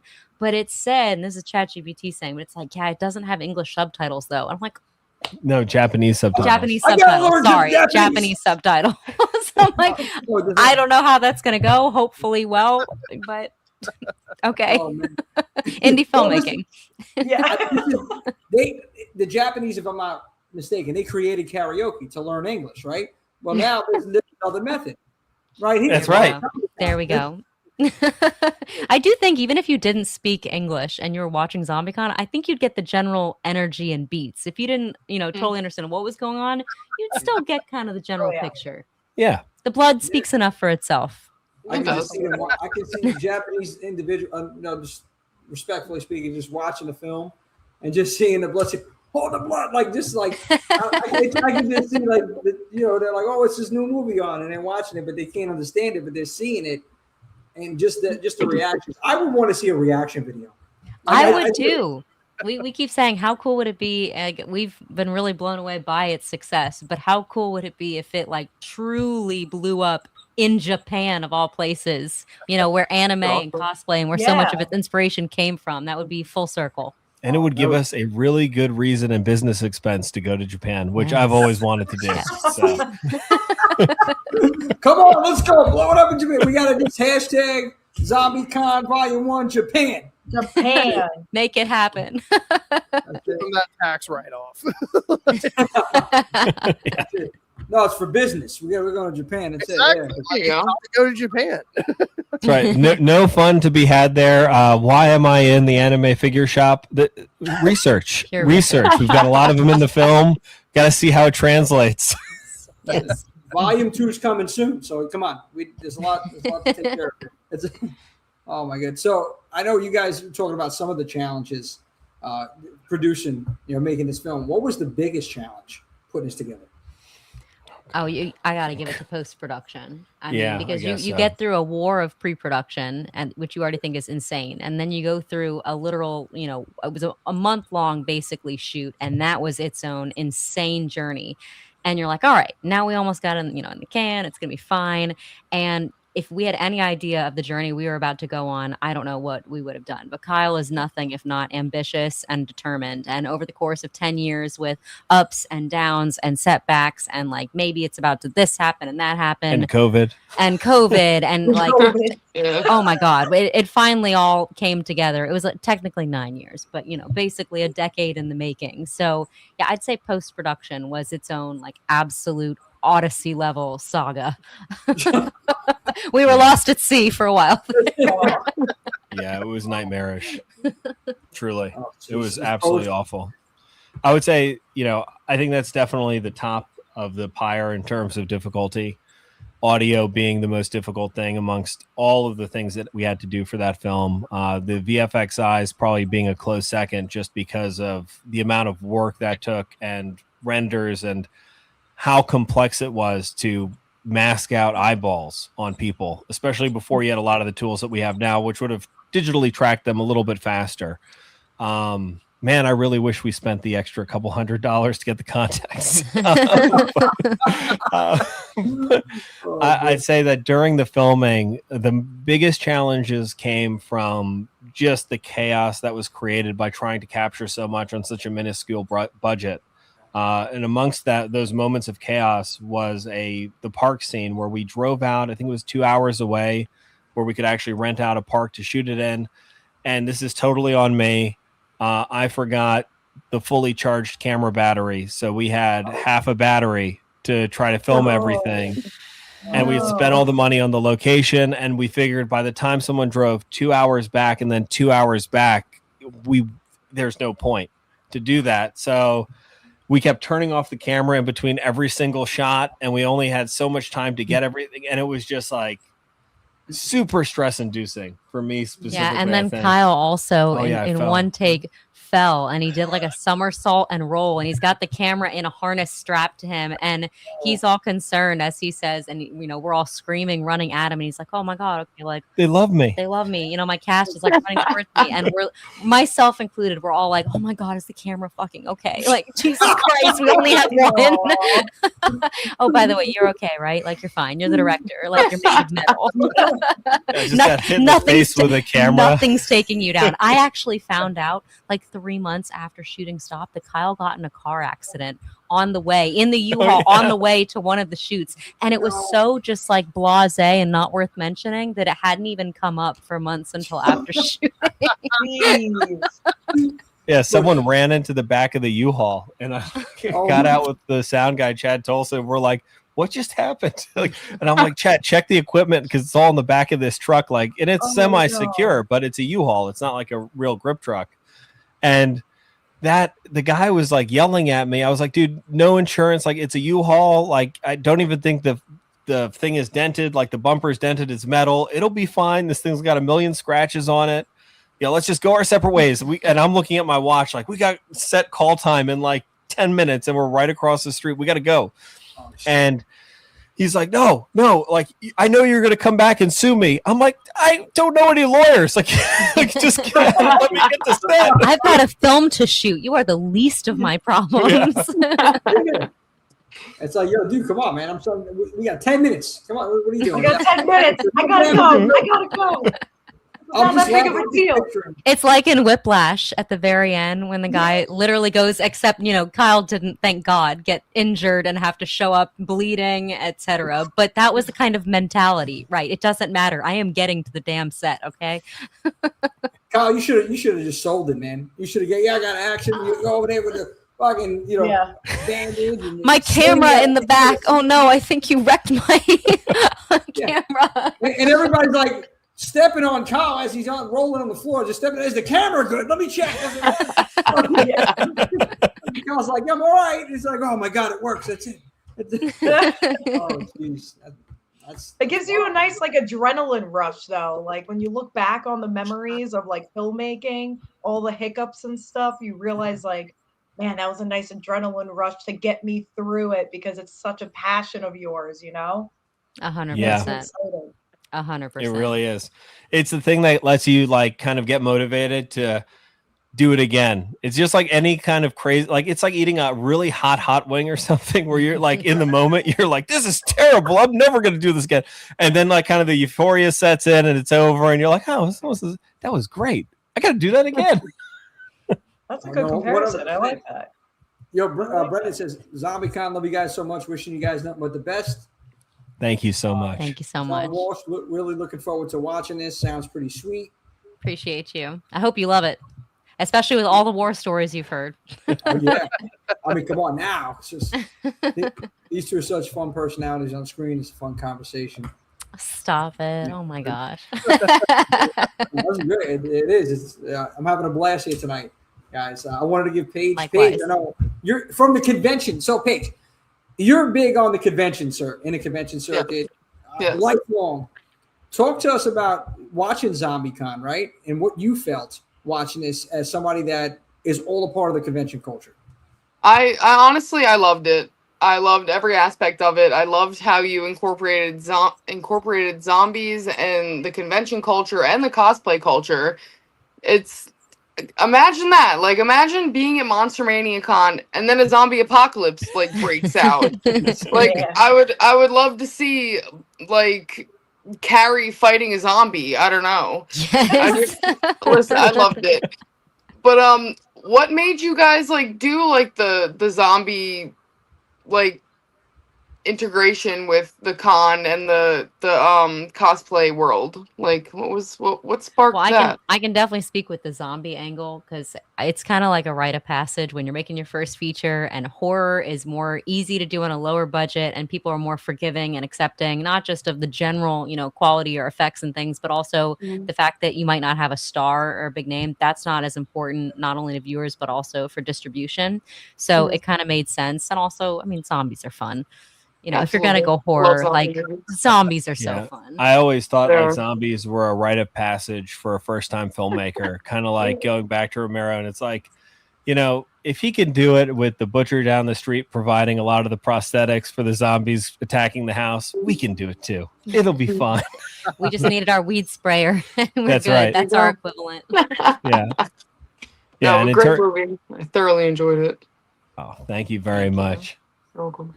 I saw something about that the other day where it's people using the pumps for blood for the weed sprayer. Brilliant. Absolutely brilliant. Oh, that was all Joseph Drabresco, our amazing makeup artist. Is truly amazingly talented. He slept on our couch, that same red couch in the movie that keeps getting sprayed and impaled at our character. That's how down he was. Kyle had met him on a prior set, and he'd seen his portfolio work. Joe was showing him, and he's like, "Dude, I'm actually going to be running Indiegogo. I'm making this zombie movie. Like, would you be down to come to Los Angeles? I can't really pay you that much. And in terms of housing, you'd have to sleep on my couch. Like, is this okay? And he said, I am in. He was an amazing team player. Yeah, his makeup studio was actually so we had, 2 full baths and 1 half bath in our apartment, and the half bath was on the upstairs floor. We turned that into a little makeup studio. So all the zombies in the apartment were getting their makeup done while sitting on the toilet. So great. Amazing. Only the highest quality production here. I'm about to say, you spare no expense. It's like the guy. It was a true throne. But it wasn't just us living in that apartment, and that was our home apartment in Los Angeles that we were shooting in. It was production headquarters. It was the Rockets apartment. Obviously, we were destroying it the most with blood, so it had to be our house. Joe, our makeup artist, was living with us on the couch. We and our 2 dogs were living there. And we had Chad Tolson, the sound guy, was in our 1 guest bedroom, which also, by the way, was doubling as a storage room, and Claire's room, which we transformed for that one day for Claire's room. So, I mean, we didn't have a giant townhome in Los Angeles. It was absolutely stuffed and packed to the max. And, God, yeah. And at the same time, like we were talking about earlier, it was the most fun ever. Like it was almost like camp in a, crazy, ridiculous, high stakes, stressed and fun way. And the couple hours that we were taking to download footage, prepare props, paperwork on my end, and kind of veg out, have a drink before going to sleep and wake up and doing it again were the most fun times ever. Oh yeah, and then you had to deal with problems like neighbors in an apartment complex. True. Yeah. And I think the guys across the street or across the hall. One time they got pretty scared as the zombie was Devin was breaking into the door, and they were like, oh, they came out like, do you need us to call the cops?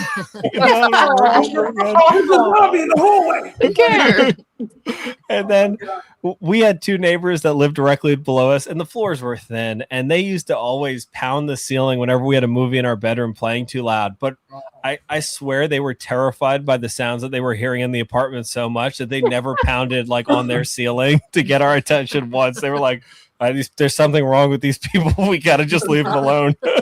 It's scary. Not scary. It's hilarious, but it is scary. Like how normal becoming just covered in blood while in a cosplay gear, holding katanas and walking through that apartment building was after a couple days. Like we were just straight chilling with it. No one was concerned. After a while, I'm not bothering these people. I don't know what goes on in that house. I hear screams. I see blood, knives. I don't know what's happening. Kyle and Erin are at it again. Another day. Another night. Very interesting household. I'm sure it wasn't the craziest thing going down in that apartment building. It's Los Angeles, okay? Yeah. Which is crazy because Erin, you were drenched. I remember watching the trailer for the first time, and I was like, "Oh my god!" Yeah, I will never forget every single night that we had that amount of blood, and also the full cosplay, the Gamora-esque cosplay, where I was totally green body paint all over, It was disgusting showering at night, and it took so long to get the crunchiness out of your hair to even start with because the blood. And I had extensions on that were a foot down my back, and so it was ridiculous. It was anime level absurdity just trying to get clean at the end of the night. I can imagine. Oh the bathtub is sprayed with green and red and stained. That's yes. You think about the passion. I mean, that's passion right there. This indie filmmaking. I mean, it brings a tear to a glass eye just hearing hey, I use my apartment. I built this badass film, and you call the friends in. I mean, that's I love the story. I love the whole backstory behind it. So that's amazing, guys. Yeah, the pure passion, and you can see if you want to do something, you can do it. If you really want to put your mind to it and do something, you can do it. And it's ZombieCON Vol.1, Erin and Cobb, man, you guys did it, and the whole team. Shout out to the incredible team, and the makeup artist. I mean, that had to be a comfortable couch. Is that couch? Oh God bless him. Yeah, truly. One note: if anyone goes down this path, clean up after yourself. I had 2 stories there. We had fake cadavers, kind of all wrapped up, dead bodies on the porch months after filming, walking the dogs, looking up into the sky. Oh, that's a helicopter right above us. It's a police helicopter. Oh, wait, we've got dead bodies on our porch. Oh, My yeah. God. We get these things inside the porch. Awkward. We should probably take care of those dead bodies on the porch. And then fast forward 9 years later as we're leaving Los Angeles and, selling the house, and we had to get painters in. The real estate agents like, I gotta paint all the walls. These are like 70s colors or whatever, because we never had the money to actually paint the walls. So it was just whatever the colors were when the house was built. And we were like, okay, yeah, that sounds good. Painter comes in. He's like, giving me the estimate, going through everything, opening the curtains, opens the curtain to a blind. Huge blood spray on the wall. Hadn't been cleaned 10 years. He starts freaking out. Like he's screaming. Like he's like, what the hell is this? I'm like, it's from a movie. Which I'm like, I realize as I'm saying it, this sounds like the fakest thing I ever. actually killed someone here and I'm just pretending like, oh, this is a movie type thing. This is one of the Kyle's movies. desk was pressed right up against that curtain, and so literally, like, that window hadn't been opened in almost a decade because he had just kept adding equipment to his desk. Yeah. Oh my God. Crazy time. That's gotta be a shock right there. Opening thing. It's like, no, I swear to God, it was a movie. Now he still took the job, so we clearly didn't scare him. He'd seen, I'm sure, a good deal in his time. He's like, where are this ranks in my I'll still go for the money. So I'm not sure if he believed me too. So he might be convinced that he helped us escape California after committing some atrocious crime. It's like probably telling his buddies at work, "Oh yeah, no, these criminals that I helped get out of here." And it probably opened up a whole new career path for him. I'm sure he could get hooked up with a Dexter-like person and make a killing. Yeah. Part of the time. Been in it. Oh man, come on. So I wanted to Sam, John, if you guys had any other questions as well. Before I have a couple more, but I want to give you guys the floor. Anybody in the chat as well? I'll say I definitely do, but Sam, if you have anything first, go ahead.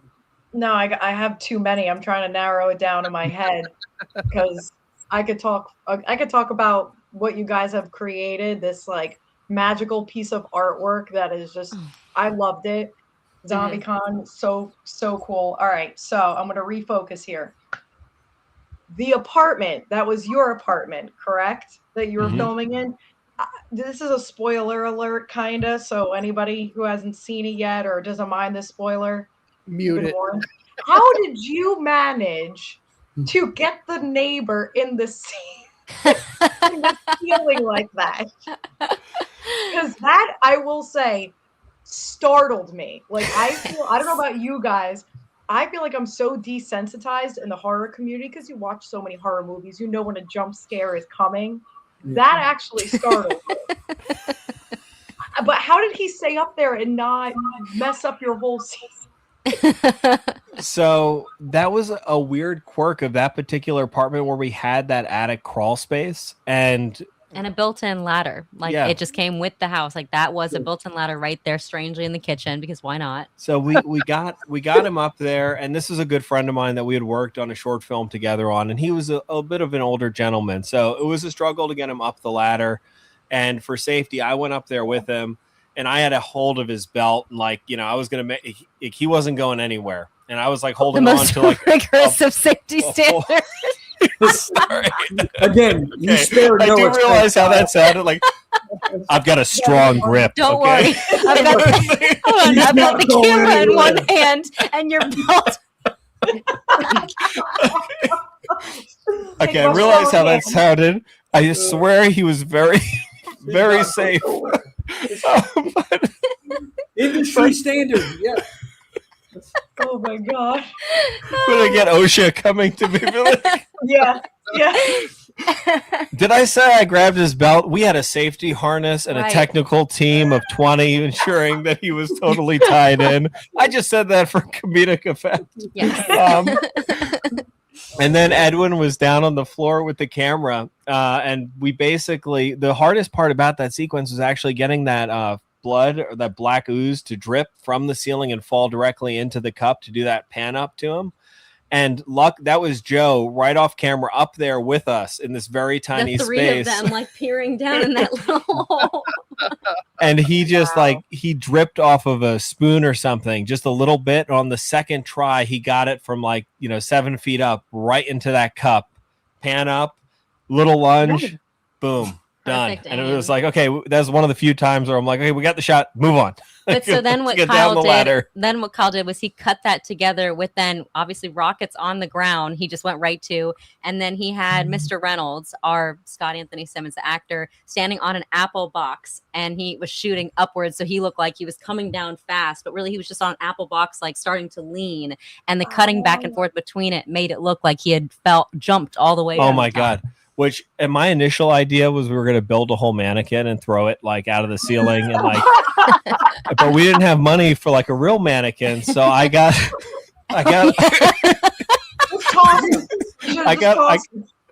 a blow up doll of it. A blow up sex doll. Well, I mean, Kyle, was this I love it. something that you've had for some time, or is this something? But when you threw Yeah, it was our personal collection. He's lying. guilty, when you threw the blow up sex doll down the thing, it just kind of floated. Like it didn't really Like a feather, like like Superman its way across the kitchen. I am not lying to you guys. After all these years, I never thought to ask in the midst of the chaos to this day. I had no idea and forgot, like, where did that sex doll come from and why was it on set? And the only reason I became aware of it was because in the equipment, like storage room, i.e. the guest bedroom, where everyone was chilling in between, I remember seeing Punky and Manny just talking and chilling, holding this doll, and they're playing with it, and they're just literally having casual conversations while like flipping it this way and that way. I was wondering what the hell is this doll for, and now I know. Did the doll ever just actually, by accident, end up in the bed with you guys? I don't know. That would have been a great prank. That would have been fantastic. I wish we had. I can just see it floating, like I was saying, like the Forrest Gump feather. You know what? It should have ended up with the cadavers on the porch. Then we would have just had like a trifecta going on. My God. Oh man, that's good stuff. So yeah, thanks for sharing that. That was a great, fun piece of information of ZombieCon. But man, I have to say, truly, that my favorite thing of the entire film was that you guys truly nailed the atmospheric vibe from the apartment, from down below in that parking garage area to you guys really pull that off in such a small space too. So hats off to you. Wonderful. Thank job. you so much. I'm so glad that it hit home for you. Yeah, truly. that means the world. I got to tell you, the budget is outrageous. Just industry standard, harness that you had there, and inflatable doll. Really fucking spared no expense in this one. This is truly blood, sweat, and tears. That was what this film was built on. That's what I love so much about this. Like hearing the story now, man, this is like I love it even that much more. So, I wasn't shocked when I got a call from Nolan last week, and he was, asking me, should we have used dolls for the Giants? And then he found actual giants somewhere sitting. But John, I know you were saying that was good stuff, guys. Thank you for sharing. Thank you, Sam, for bringing it up. Mention that. John, what you got? So there were a lot of really awesome scenes in this movie that I really, really enjoyed. Some were funny, some were triumphant, some were like honestly kind of like a social commentary on what the ethos feels like. Was there one above everything else? And I'm like trying to take my own scene of Javier having his scene out of the picture, but was there something that when you guys were shooting this, you were just like, that's it. That is this entire film encompassed in this one or scene or section of scene? For me, it's always pizza time. And it's not just because as Claire, it was my favorite scene, but like that was our first zombie kill that we shot, because we shot a lot of the film chronologically, not all of it, but a lot of it. And so that was the first zombie fight scene, the first zombie kill scene, the first time that we did the blood spray. And the way that it all came together, I knew afterward, and this is one of my favorite moments of ZombieCon, like after that insane day, we were watching dailies downstairs. We had pizza, we had drinks. It was one of the few where Kyle's like, all right, like we have some time where we can just like, let's do it. Everyone, we're ordering pizza, we're getting drinks, we're going downstairs. And we're all huddled in our bedroom with our 2 dogs, like cast and crew, on the couch, on our bed, huddled together over his little Mac computer screen, watching the dailies and just sitting there cheering and crying and laughing, dying, being like, yes, this is amazing. I know that this is gonna hit home, like this is gonna read well. It was a blast to shoot, but also seeing the magic captured, we were like, we got something here. Yeah, and for me, I had a lot of those moments on set, but I could never really focus on them because I was always focused on the next thing with a crew of like, I don't know what, 3 or 4 people. I was responsible for so much. I never really had time to enjoy it. Even in the dailies, I was just like, okay, thank God we got something that's going to work. Okay, great. Let's figure out what's the shot list for tomorrow. Great. Okay, would we have all the costumes? But one moment where I allowed myself to really kind of settle in and appreciate everything that was happening was the last shot of the movie, which was canonically the last thing we shot. And having the actors walk out, and it was kind of like an add-on. I don't even know if that was in the original script. I was just like, we need a final moment here of like kind of triumphant return. And seeing the 4 of them kind of walk out, and I'm spoiling stuff. Earmuffs. Maybe it's 4 of them. Could be less. I don't know. One might have been a doll. We could be throwing. But seeing that scene unfold and seeing it in camera, it made me like, it was like a big breath out while simultaneously being like an appreciative moment where I was just appreciating the fact that we had the opportunity to do this thing, which, for me was a childhood dream that I never thought that I would get an opportunity to actually do. So that I would say for me was. And to add to that, were all our, like, yes, the makeup, Joe's makeup was incredible, but those were our real like sweat lines, our dirt. We were covered in each other's snot and tears because that scene with Mama Bear where we're all over each other. Like, I remember I had everyone's snot on me. I know I got my snot on everyone. We all smelled funky. Like, it was nasty. And so we looked like we'd been through battle in that last bit organically. Right. But we actually did. It wasn't technically your dirt. We had dirt bags, we had fake dirt as well. Fantastic tool for all indie filmmakers. Literally bags of dirt that come in plastic tubes, and your makeup artist just smacks the actor with the bag and it deposits dirt all over them. You're good. Come here. You're good. Only the most glamorous. They come in all kinds of colors. It's fun. You know what? If you've got kids, get them for your kids. In fact, Kyle's fake dirt got us in some serious trouble in that underground cage scene. No, that was the clean dirt. Oh, that was the clean okay. dirt. So what does that even mean? It's the oxymoron. It was the dirtiest clean dirt you've ever seen. So they sell something called and it's dirt. I gotta draw dirt. So they have something that's called effects dirt. And effects dirt is basically whenever you see in a movie, someone steps in it and it poofs up into the air. So it's super fine particulates.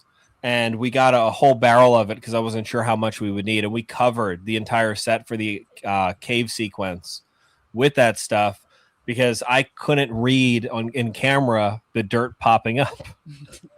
After it was color corrected, it was a lot easier to see the dirt popping up and flying everywhere. But at the time, I was like, more dirt. And we ended up dumping the entire barrel out. Well, subsequently, this, caught, like, the guy running the thing was like, you can't pour that everywhere. I'm like, it's okay, we'll clean it up. Fast forward to the end of the night, and he's like, so I got a call from my boss. Either you guys pay us an $800 fine, or, we're going to, strike this day and sue you or something crazy. And I was like, and we had like the rooftop location was booked there for later that week. And we had another location booked there. So he knew he had us. Like, there was nothing we could do. We had to make nice. So I was like, but if we clean it up, are we good? He's like, no, you can't clean this up. I'm like, no, we can. And the entire cast and crew, all the zombie actors, everyone grabbed a mop, and we spent an hour just cleaning that place. It was cleaner than it was before we got there. And I go to the guy and I'm like, dude, we did it. And he's like, no, I still see dirt everywhere. You're going to have to pay us. And our sound guy, Chad Tolson, comes up to me and he's like, Kyle, he's got this thick Southern accent. He's like, Kyle, man, that is some clean dirt you got. Because I'll tell you, it deposited spider webs all over this place. Because the place was already filthy. Like, it had never been cleaned.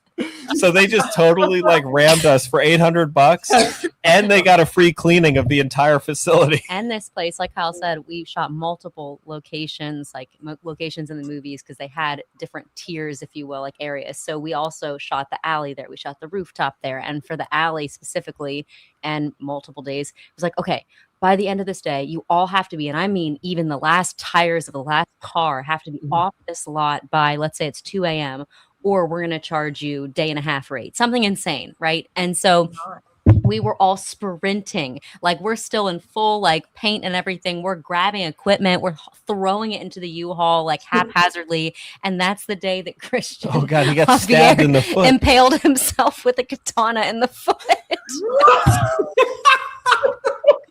No.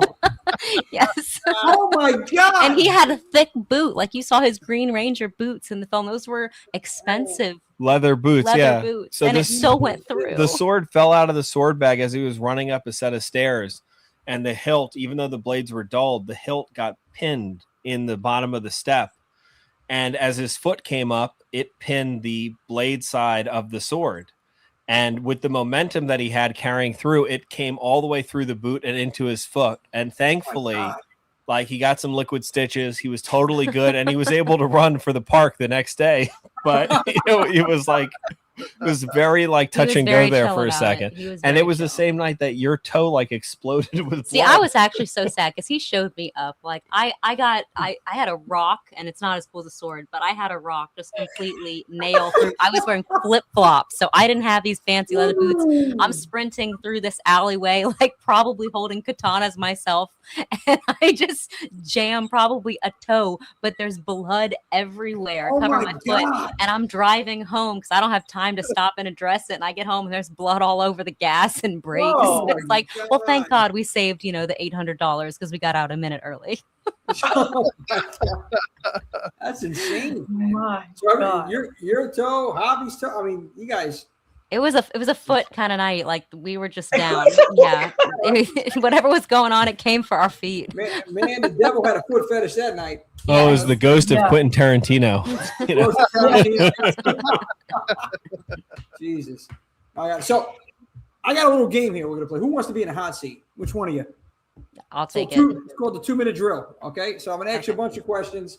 No right or wrong answer. It's your best response to it. If you get it right in 2 minutes, well, we'll give you another blow-up doll. We'll give you. Excellent. Yes, you better win this. Listen, we've been training our whole lives for this. Get on your A game, Erin. Pressure's on. The pressure's on. It's now. a free blow-up doll. This is everything. You know how expensive they are. So ready to rock and roll. I gotta set this. Again, we spare no expense. I'm using the iPhone fucking app here. Hold on. Stopwatch. Here we go. You got ready? 3, 2, and 1. Favorite horror icon. Oh, I'm gonna have to go with Uma Thurman from Kill Bill. I know it's like more action than horror, but just seeing her drenched in blood, like that's what I felt like during Claire during the pizza time scene. So I'm just gonna have to go with it. Got it. Favorite slasher. I'll have to go with Halloween. Weapon of choice. Katana. To remake or not to remake? To remake. Just go for it. Continue on for the next generation. Best horror personality.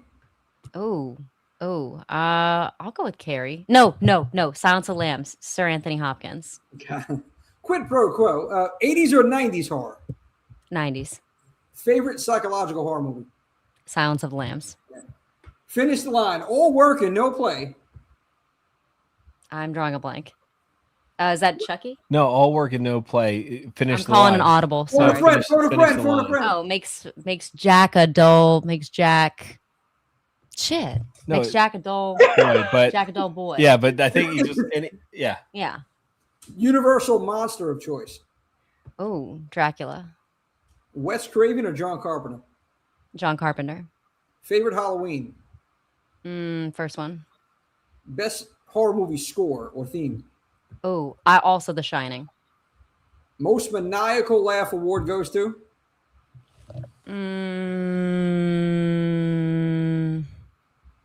Drawing a blank. Ultimate scream queen? I'm gonna have to go with myself. Very modest. Final girl of choice. I'm gonna go with Amy from Autonomous, because you know what? I've come this far. May as well. Horror movie crush? Oh. Let's go with Jason. And last one. Time was up, but we're gonna give you this last one. What is your junk food of choice when you're watching a good horror movie? What do you go for? Used to be vodka soda. Now I'm gonna go with peanut butter M&Ms. Oh man, yeah, peanut butter M&Ms. Is good stuff. Either way, don't worry. You're gonna get the blow up doll and the gift card for Spencer's. Thank you. Man, I want to have a nice little. The wrong bug. Anyway. Yeah, that was the wrong sound effect, but no, nonetheless, there they go. I'll take it. That's it. Oh man, when can we expect ZombieCon Vol. 2? Hopefully sometime next year. Honestly, we were going to be getting into hopefully pre-production this year, but then we got Autonomous, and now we got a couple different scripts and projects that probably we're going to be shooting. And then we have a feature film called It's Watching that we still need to release, which is almost done with its post-production. So we're a little bit full at the moment, but hopefully we can be in pre-production next year. Yeah, and ZombieCon Vol. 2, it's also a challenge of trying not to compromise the script for the budget. So we're just trying to accumulate as much money as possible to tell it kind of fully, because I wrote it without a budget in mind, which is kind of a disaster because now I need to see everything that I wrote. But the things that I wrote are expensive. Yeah, so it was the opposite of his writing exercise with ZombieCon Vol. 1. He was just like, no, I'm not going for budget with this one. Yeah. I'm excited. I can't wait to see this. We do have I guess Brendan. Okay, peanut butter M&Ms are elite. Thank you. 100%. Let's see, Ojan. How do folks normally Jimmy, what's going on, Jimmy? With Paramount made us rebrand. Okay, no, my God, Paramount's doing a lot of things these days. Welcome back to the madness, Jimmy. Yes, so ZombieCon back on track here. ZombieCon Vol. 2 next year. We're looking at hopefully. Potentially, Yeah. Hopefully. That's when we should be doing principal next year. So, barring a 10-year post-production. No COVID, none of this crap. Yeah, man. No, it's one of those things, right? Like you talked about editing. Oh my God, it's so tedious. And I'm just editing maybe like a small couple of minute video here, and I'm slamming things, I'm breaking things. But when it's over, it's like bittersweet. It's like, oh, this is great. So like, that had to be one of those things too with the post, right? With editing and all the Once other it's over, issues. you're like, what was I stressing about? Well, like, it wasn't that bad. You also feel like you lost your reason for existence. Like you get into it and you're like, oh, this is so bad. Like, it's terrible. Then like 2 months go by and you're doing it and like you finish something and you're like, what am I supposed to do now? Like what happens next? Like you hear the birds outside, you step out and get some vitamin D. You're like, what is this? Like the fucking people under the stairs when they first came out of the house. Remember that? Oh man! But you got a lot of cool things coming up, and anything that we can do to help promote whatever it is that you have going on, please send us any information, anything. We're going to plug it on the socials. We'd love to get you guys back on. It's been a blast tonight. Sure. Oh, we would love that. That would be fit. This has honored. been so much fun. Yeah, I can't thank all of you enough. This is y'all. awesome. I haven't laughed this hard in I don't know how long. Y'all are a troop. Yeah, you really dug out some old memories. I totally forgot about the blow up doll. I mean, look, the dolls, everything that just happened on set and you filming it in the house. Like it's an incredible like story here. Just the production process. So I hope for everybody listening, you take some notes here. If you want to do something, okay, just do it and just ask a friend, ask some friends for help. Come on, teamwork makes the dream work, and obviously, right here, they made it happen. You guys did just a fantastic job putting this together, and I love everything that you shared with us today. So I thank you for that, both of you. Thank you all so Thank much. you. Thank you for having us on, truly. Yeah. And we'd be honored to come on for anything, post autonomous or to talk that, or it's watching any of our Or upcoming just projects. random stuff. Yeah. Filmmaking Random stuff, whatever. Filmmaking, horror films, absolutely.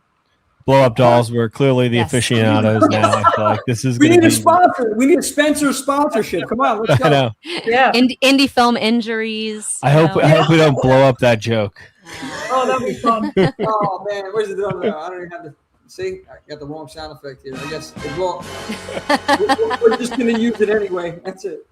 So, John, Sammy, any last questions for Kyle and Erin and anybody in the chat? Any last question before we sign out? The floor is yours. Last thing I do were two things. I do want to congratulate you guys because like the stuff that I've seen that y'all have put out, I'm so impressed with. Like between ZombieCon and Autonomous, like I've only ever made a short film, and that was really fucking hard.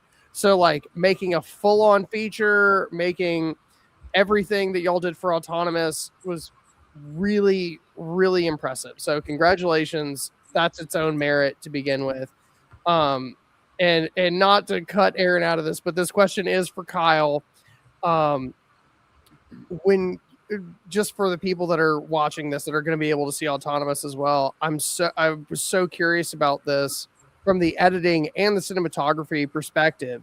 When you're jumping between those two, because like when you're going to Autonomous, obviously you're editing in a way where you're cutting into these cliffhangers that are going into another segment, and because I think it's like 16 technically episodes that they're doing for it.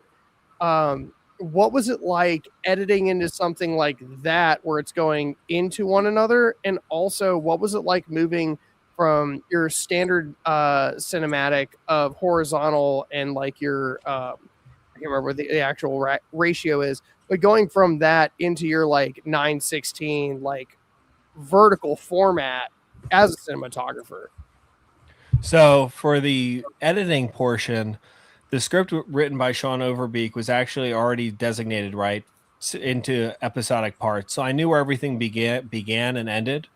My challenge there was to try to create a cinematic loop for the shots that would make sense so that in the edit, it would work. And then of course, in kind of more heightened moments of suspense, there was kind of a little bit more added to whatever that cliffhanger shot was, but that was mainly flushed out in the storyboarding process. And then a little bit on set, if I was like, oh, that's not working, let's just kind of move it a little bit, change it from a single to a wide or something like that.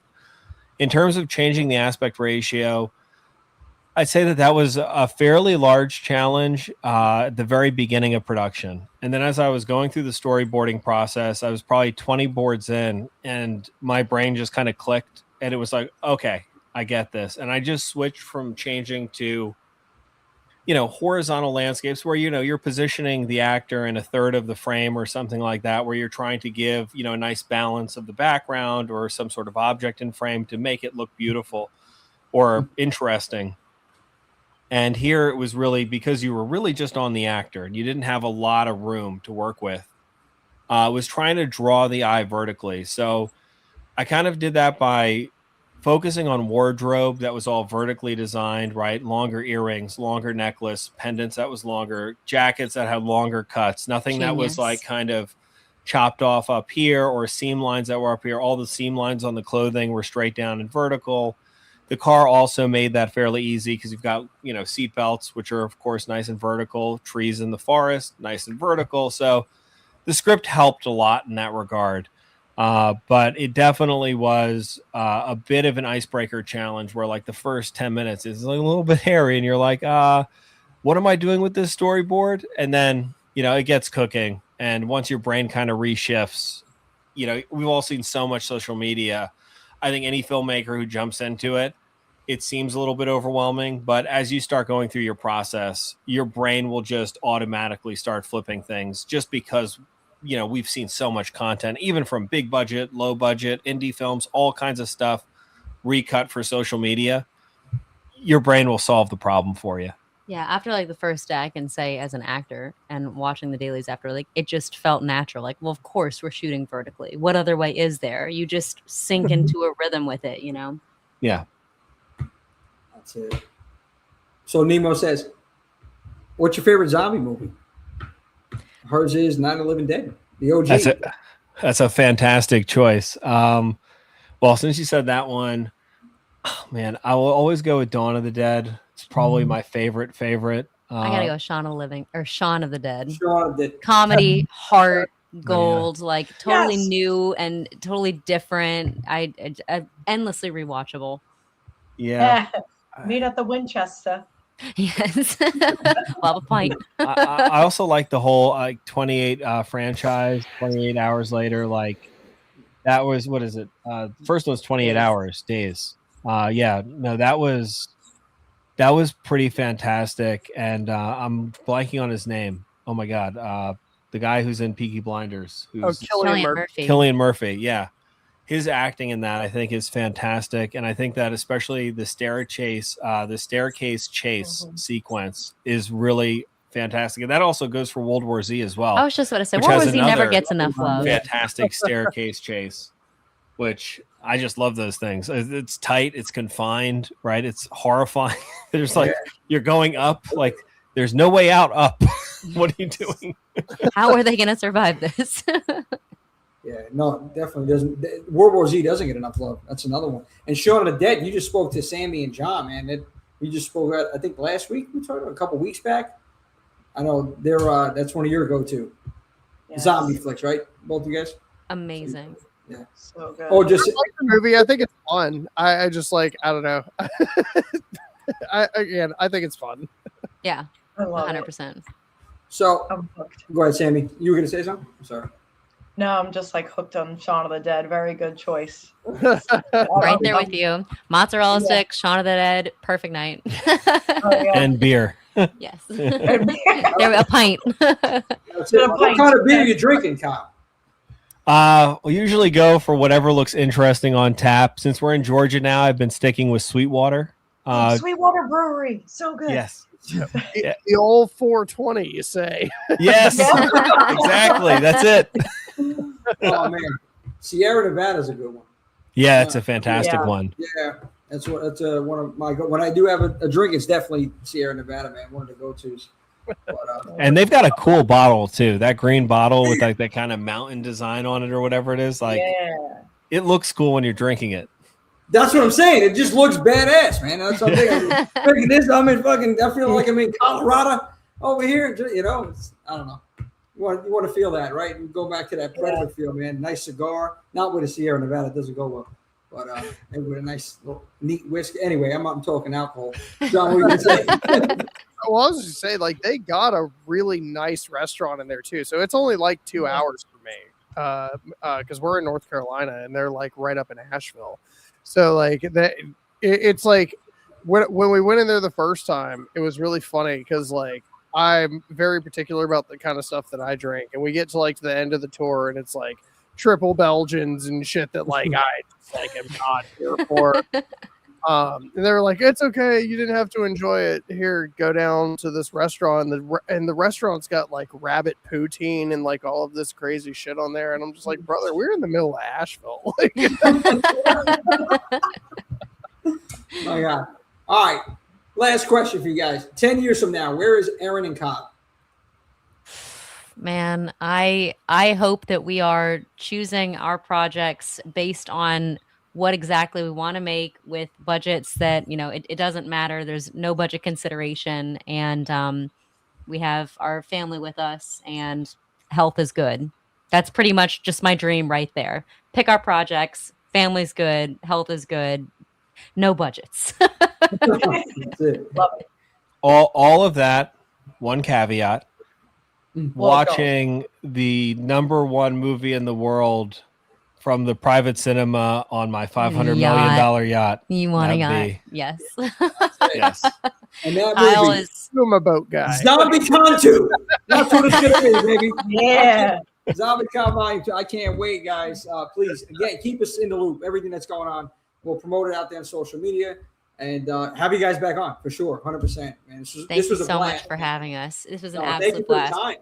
I saw someone else asked us in the comments where they could follow up with us on social media. It's at ZombieCon Movie and at Big Squid Films. That's our production company. We're mostly active on Instagram. We're on the other social platforms, but Instagram's kind of like the bread and butter. So keep up with us there. And yeah, can't echo enough what you guys said. Thank you so much for having us on. Yeah, This was thank you so very much. Anytime, guys. You guys are the best. It was a blast tonight. So thank you. Anytime, you're more than welcome to come on. You heard it, ZombieCON on IG. I'm going to drop everything in the description for sure. But thank you, Erin, Kyle, for your time tonight. We'll see you down the road for sure. Keep us in the loop. We absolutely will. And in 10 years, you're all invited on our yacht. So that's hopefully we'll all have yachts and we'll just be like chartering, alongside and just have a huge party in the middle of the Atlantic. a mini Navy. I love it. I'll bring the blow up dolls. I'll bring the mozzarella sticks. Yeah. Peanut butter M&Ms and just some good beer for Kyle. Damn it, come on. We need some fake blood and clean dirt, because why not? You never know if we're gonna end up making a movie that weekend. Hey, and if we fall a little short of the mark, we can always use forced perspective on like a couple yacht speedboats, so it'll be fine. That's it. Hey, listen, you know what? As long as we have the clean dirt on deck and the blow up dolls, like we said, and everything that we need to make a film on the boat, it's going to be almost like Jason Takes Manhattan all over again. But it's better. Oh man, perfect. Thank you guys. No Whoppers, please. That's a whole thing. Please don't ever mention that. Whoppers and milk duds. I'm traumatized from. You know what? Before you go, I'm sorry. I got to say this now because you brought it up. If I ever meet you guys, which I hope I do, just whatever you do, please. No milk duds, no Whoppers. I'm traumatized as a kid. I walked through my neighborhood trick or treating, and sometimes I wore 2 costumes because I had a couple different bags. I wanted to fill up another bag. I knew the ladies that had the change. The old ladies with the change, I hit their house a couple times. They had the candy and the change. So I got a little jingle at the end of the night. But I noticed I always got stuck with the shitty candy. They gave me fucking Whoppers and milk duds. I got my friends with the Kit Kats, the Snickers, the M&Ms. I got the fucking milk duds and the Whoppers. And they suck. I'm like, what did I do to deserve this? Sounds like a great neighborhood, brother. No, it's not. Screw you, man. It's not, man. Those are. I mean, come on, Hershey's. I mean, we're talking the upper echelon of chocolate here. Yeah, we're talking about malt from Whoppers. We're talking about caramel from Milk Duds, brother. Like, I was missing teeth from Milk Duds, number one. And those Whoppers suck. I was in an interview just last night. I am not kidding you. And I shared that I cannot do milk duds to this day. I was traumatized as a child. Mine was not as cool as yours as a story. It's just that I lost a tooth when I bit into one as a kid and I couldn't touch milk duds ever again. But I will say I am right there with you. Do not approach me with milk duds. No, thank you. And personally, the candy I literally cannot stand. I've never liked them. I don't understand why they exist. Is Whoppers. I love milk duds, but Whoppers. Yes! I'm sorry for anyone who likes them. Something wrong. Like they are terrible. Like I'm sorry. Jimmy, they're just awful. Jimmy, you found your people. Yes, I did. I found my people. I mean, I'm not going to say anything about the milk duds, though. I like that they were 2 sides of the same coin on it. I am shaking your hand through this. I have a vehement hatred for Whoppers. Like a vehement hatred. Like my entire life, I've never enjoyed them. And there was one theater that, like a small theater in my hometown, that only like had basically Whoppers. They were always sold out of like all the good candy. And I had to get it one time for a movie, and it ruined the entire movie for me. And I've never forgiven them since. I don't know. I really PTSD, man. I really did. Like my friends on the block, they got the good stuff. They're loading the candy, and I'm like, okay, Reese's, Snickers, M&Ms, and I'm like, I'm open. Half my bag was fucking milk duds and Whoppers. Losing my teeth for the milk duds, like you said, you can't chew these things. The Whoppers, you chew into them and you're choking on the wafer. It's like hitting the back of your throat. Just fucking your friends were on the yachts and you were there with a little paddle boat being like, what the fuck? Yeah, they had the yacht. I'm over there with a fucking life preserver. Barely. This is crazy. You had a blow up doll. You didn't even have You were just riding on the blow up doll. My God, I freaking like to see it. And I got a paddle. This is nuts. Oh my God. Traumatized, man. Just leave me on the corner. Times. I'm not making any money there either, but fuck. Anyway. You guys are scarred for life. Jeez. Yeah, man. All right, things are gonna get better. Things are getting better. All right, guys. Thank you so much. Jumping on the stream again. Anytime you're more than welcome. Check them out. Check the movie out if you haven't seen it already. Come on, ZombieCON. ZombieCon. It's on Tubi. It's on Prime. It's on Screamify. It's free. FREE. So check it out, damn it. Support them and spread the word because ZombieCon 2 is coming soon and many things in the works with Erin and Kyle. John, you look like you scratched your chin. It was just a weird question. I just wanted to make sure that we were advertising everything. Like with Autonomous, is that completely out, or did I just see everything that y'all sent me? No, it's completely out on Screamify. Okay. Yeah. So go watch it on Screamify too. I didn't see it yet, but I gotta watch it. Yep. And they did a behind the screams episode. They actually had a reality TV crew follow us around for the making of that. So it shows, you know, a little bit of the craziness. We didn't have as much blood in this one, but it shows a little bit of what it's like to work on one of these indie sets. Yeah, that's on. It's called Behind the Screams on Screamify. Definitely check it out. Y'all had a really cool bait and switch in that series, and I really liked it because like it was sold. Guys, if you're watching this, it was, to me, when I saw the trailer, it was sold as one thing, and there's some other crazy shit that happens in it. So I like that. Definitely go check it out. I was very pleasantly surprised. Thank you, Mama Swift, dropping a link Thank there. you. Yeah, I'm checking it out Thank tonight because I haven't seen it yet. Mama Swift. 100%. Definitely stream it on your phone. It's meant to be vertical, binge watch style. Like it's 28 minutes divided into 16 episodes. So it's a pretty quick watch. Hopefully you can just binge watch away, not eating Whoppers or Milk Duds. But I mean, if you like Whoppers, look, there's no, if I saw someone comment, there's nothing wrong. There's nothing wrong with you. Yeah, Burger King You have Whopper, unique no taste. candy. You have unique taste. So someone has to eat them, right? You know, people's Yeah, jobs whoever depend that on person it. So It was Paige, Okay, Jimmy. John, I'm gonna fucking mail you Whoppers, John. Okay, how about that? And I'm gonna eat them. What the fuck? Like, thank you, I guess. I mean, it works out for all of us. Free the Whoppers. Free the Whoppers. All I'm seeing is the damn. my face. I hear Whoppers. I think of a Burger King like sneaking Yes. across. Yeah. Yes. I don't know. Anyway, you guys got me on another level here. See, it comes up. It's like a not as cool as a Vietnam vet, but He's very passionate about that. Neighborhood trick or treating is serious back in the day. I mean, I still go now. I don't do anything. They call the cops, but that's besides the point. It's some candy is free. I'm wearing my costume all year round. Anyway, guys, thank you so much, guys. We'll be in contact for sure. I'm going to check out our time tonight. So give it up, follow them, check them out. Erin and Kyle, ZombieCON Vol.1. Oh no! Oh, bye. Oh no! Oh no! Oh, they're What'd you do?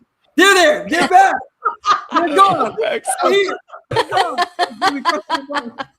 We're still here. Oh my god! I was like, I promise we love you. It just happened. Thank you so much for having us. Really appreciate y'all. Looking forward to hearing your thoughts on Autonomous. yeah, thank you guys for everything. This is awesome. So much fun. No, you're welcome, man. It was a fucking blast. So, yeah, definitely get you back on. I'm going to watch that, and I'll send it. You know, Erin and Kyle will tell you, I'm an audio guy, audio clips. I hate, that's another thing, texting. I fucking hate it, okay? Please, you send me, if you want to send me paragraphs, just call me. Just call me. Anybody, you write me a script. Now, I understand for businesses purposes, I get that. I even hate doing emails. I have this one guy, and he'll say it at the Emmaus Theater. We have an event at the local theater around here we do business with, and he'll send me everything, and I'm fucking sending him audio notes. And he's like, Jimmy, please email. It's just, I check my email. He's like, he yelled, you know, Rob, right, Sammy? Rob at the theater gets at me like, Jimmy, I can't with these fucking audio notes. I says, well, I got to do it because like I hate typing, Rob. So I got to sit here. Now I got this talk to text, guys. This is a big thing. Yeah, this is a new wave over here. Okay, I'm talking, but now the words are coming fucked up. So I'm saying things that I'm not really saying. Like, the hell you just tell me, Jimmy? I'm like, hold on a second here. I'm like, no, I never said I want to touch you. I said I'm going to contact you. You know, I'm going to contact. It's the Brooklynese accent that comes out. This is why I'm like, fuck it. I'm going back to audios. That's it. I have the same thing though with with a lot of the reviews. I keep saying voice dictate. Thank you for sharing your thoughts, and I kid you not, it often types out thank you for sharing your thighs. And I'm like, oh no. So I have to like backspace backspace before it does. It's just like you can't. Because that's for a positive or a negative review. That is just Yeah. statement. Yeah, it's got to be. I don't think that I have much of an accent, but clearly AI is out to get me because it's just looking to get me in some awkward conversations. Yeah. Well, and I send Jimmy paragraphs because I refuse to speak to my phone. Yeah, John, stop that shit, man. Come on, send an audio. Call me. No, Please. you can send the audios, and I'll send you a page, and I know you'll read it at some point. So I mean, 7 This is days just how the later, friendship goes. At some point, meaning never. Yeah. Never. I mean, if it's a bad day on the bowl from Taco Bell, maybe I will read some of this stuff. I got some time, brother, but not when I don't, man. I'm like, just oh my God, call me, please call me. Anybody out there, if you want to reach out to me, send me paragraph, just call me. It's business, I get it. You're gonna get a 1-sentence response on email. So, but don't take it personal. I love you all. Don't take it personal, but it's just anyway. That's enough of that. All right. See, you guys got me rolling here, man. This is good stuff. This is after hours content. But, I love it. I love it. Yes, I know. I'm not trying to stay away from the Taco Bell. You know? give me the parasites. I mean, White Castle would be better. It's they have great chicken tenders. Great chicken tenders. Oh, chicken rings, right? Those things are yeah. Those are so good. Yeah, man. I'm a honey mustard. Honey mustard knows. Man, think about who got. So, all right, you still on? Who got the best chicken finger? Who got the best food joint? Come on, Erin and Kyle. Yeah, there had to be some days you had to go to like fast food, especially on set budget. Zaxby's.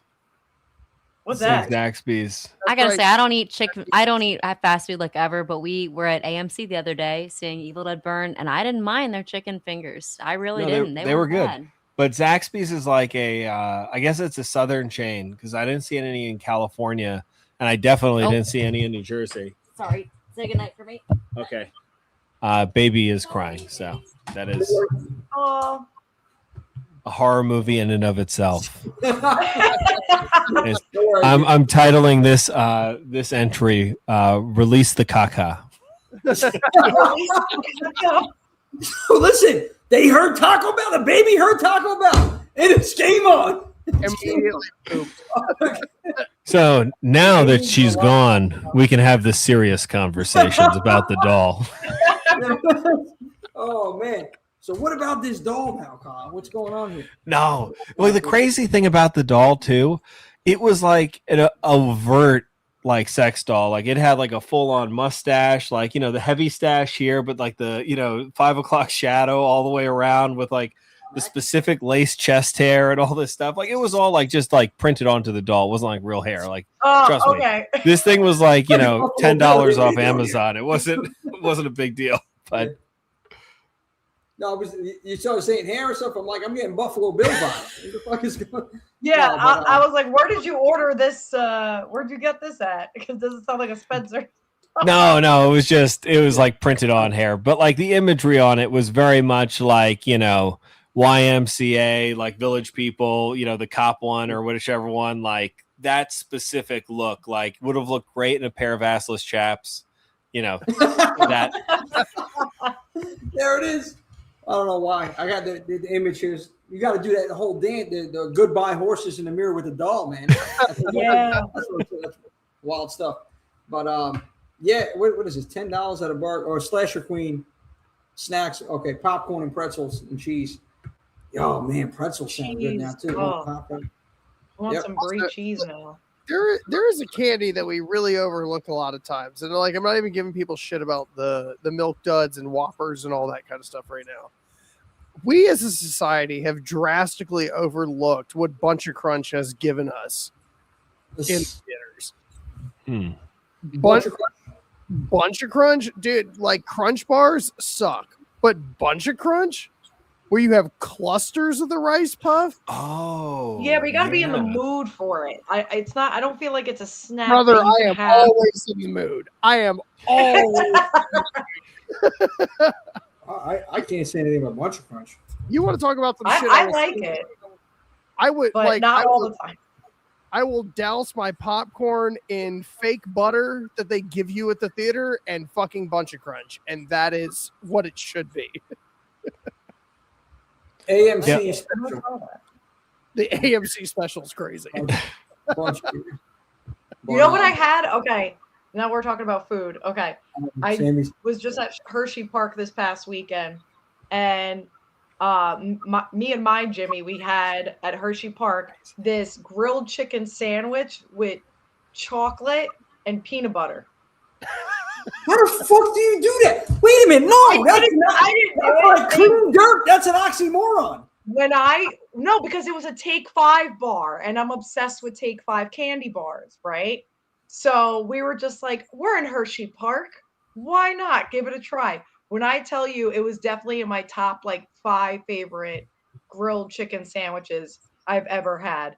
With the bacon, with the drizzled peanut butter and the chocolate, I would definitely get it again. Wow. Highly recommend it. I totally believe that. That sounds like one of those horrible combinations that should not exist, but for some reason it is just out of the world, out of this world good when all put together. Nah, Sam, the cut of the sushi. You got to sue this shit. Oh my god. What the hell was a Take 5 bar? Take 5 bar. Oh, this is why Rob's sad all the time. Is because he's never going to Take 5. That's it. Goober. Oh, Goobers too. Goobers and Raisinets. I've seen Raisinets. Yeah, Raisinets, top tier. I don't understand that. Rob, imagine 5 things that go together that you eat that is not the shape of water, and it's that. Yeah, I mean, all I'm saying is, Take 5. I say that with love. I fucking love Rob. I just don't get this grilled chicken aspect. I'm trying to eat clean. And I'm like, you know what? Because I'm eating clean, it's one of those rationalizations. We do this, right? Everybody does this with food. It's like, well, today I had something grilled, so that means I go get this fucking sundae that I want. Oh, I just did a workout. Let me get a chocolate shake. I mean, I don't know, man. And I will say, Jimmy eats pretty clean. He has literally called me before when he's making dinner. Yeah. And he's cutting up the ginger from scratch for his fucking stir fry and shit. I'm just like, dude, more power to you. This Jimmy? Yeah, me, right? I'm cutting ginger. This Jimmy. The beef and broccoli stir fry. Look at his face. He's like, yeah, it's me. Fresh garlic, I do. I mean, I do the sauce Goodfellas style, man. I'm fucking slicing with the razor. It really is, man. When I make the sauce, but then again, I got a sweet tooth, so ice cream. Did you finish a carton of ice cream the last Let's time? not talk about that, Sam. Let's not talk about that right now, okay? Mrs. thinks I'm on my clean shit. I think you were you just blew my spot up, Sam. Jesus. I just finished ice cream in my stomach. It's impressive, Jimmy. I eat like I'm trying to have a heart attack. Well, maybe you shouldn't, Ron. Maybe you just shouldn't. My God. Longevity, my man. You got to think about that. So at least, it's about balance, right? Everything is balance. Yes. Right? Come on, Kyle. I mean, I agree. Yeah. That's why I, take a nice sturdy walk every morning. No, I don't. I don't actually do that at all. And I keep telling myself, I've even got one of those things at my desk, little walking desk. Used it for the first month and a half. I haven't unfolded it since that. I just can't get it. I'm like, I don't know. I feel like I'll twist an ankle on this thing, or I can't focus correctly when I'm doing VFX. I'm walking and I trip and I'm like, oh, okay. I just drag this person's face onto the other side of the screen. No, but I try to keep it healthy, but I also have a penchant for the worst possible foods. And by that, I mean the best possible foods. That combined with weak willpower when it comes to eating food is not the best. Yeah. Hey, I mean, you know what? You try, right? You talk about the balance. You have the walking desk. You're sitting there. I mean, that's the long walk part too with Kyle. Just fucking sitting at the desk. I mean, I would be scared of that too, twisting an ankle. So, and now it's I'm watching. That's the other thing. Talk about steps. I'm watching steps now. I'm like, oh look, I beat my yesterday. I got fucking 10,000 today. It's wild. I'm a pacer, Kyle. That's the other thing too. I'm lucky I'm even sitting on this podcast this long. I have a tendency to just walk and just pace. Yeah. So I get the I steps in. understand. See, I could benefit from like some sort of saw-like contraption that's hooked up to my desk that keeps me walking and moving. That would keep me motivated. Saw loss of weight is like, hey, cut off your arm. Yeah. I could see us like all having that in the future, like freaking Wally, like having like a headband or something with like a fish rod of food dangling in front of us. We're just trying to like get that prize, you know? Just work a little hard and then you'll get that Oreo. There you go. The prize is right in front of you. That is a whole horror movie in and of itself. Just seeing thousands of people walking on treadmills like that with different food dripping onto the floor in front of them. Oh my God. Yo, it is right there. That definitely started as a short, but yeah, that'd be crazy. Yeah. Also, if it's not a torta, I don't want it. You know what? I said if it's not a torta, I don't want it, dude. Like that is like 80% of my diet. Oh God. Because I live in a barren wasteland of food, but god damn it, dude, I could throw a rock and hit a fucking Mexican truck or a Latino truck that does everything right, and that's all I need in life. Corn dogs dipped in Hormel chili. Looks gross, but damn, it's good. You know, I was addicted to that Wendy's chili at one point, man. At one point, when they had it, I'm not sure if they have it anymore, but that and the baked potato. Oh, man. Do they? They still got it? Yeah. I think so, yeah. Dude, Wendy's still open. It keeps them alive, brother. Like it's not their great customer service or like anything else that comes. You guys are making me hungry now. I gotta say, Wendy's burgers are pretty legit. Like they're not the highest tier, but I do appreciate them more than you'll ever have. It is what? It is the best trash burger you will ever have. I agree. Every time. So what would you rank In-N-Out on this spectrum of burgers, and would you consider it a trash burger or a quality burger? So I'm a Whataburger person. What? Okay. I said I'm a Whataburger guy. And I will say I haven't had In-N-Out, and I know that they have their animal fries, but I know that they also don't season their regular fries, and that is a fucking war crime. That is an absolute fucking. If you don't put salt on a potato, you are a domestic terrorist. Yo, man, that's fucking crazy. That is fucking crazy to me. Like, I won't even eat. Like, if I can't see the season on my egg, I don't want to eat that either. Like, what the fuck are you talking? Wait, hold on. I don't season eggs at all. I just eat it straight up. I mean, Tabasco. I style that shit too sometimes. Jimmy, don't lie in front of all these people. I know you season your eggs. No, I don't. I'm dead serious. Eggs are missing. I don't. I just scramble the fucking egg. That's it. Throw it in there. My choice.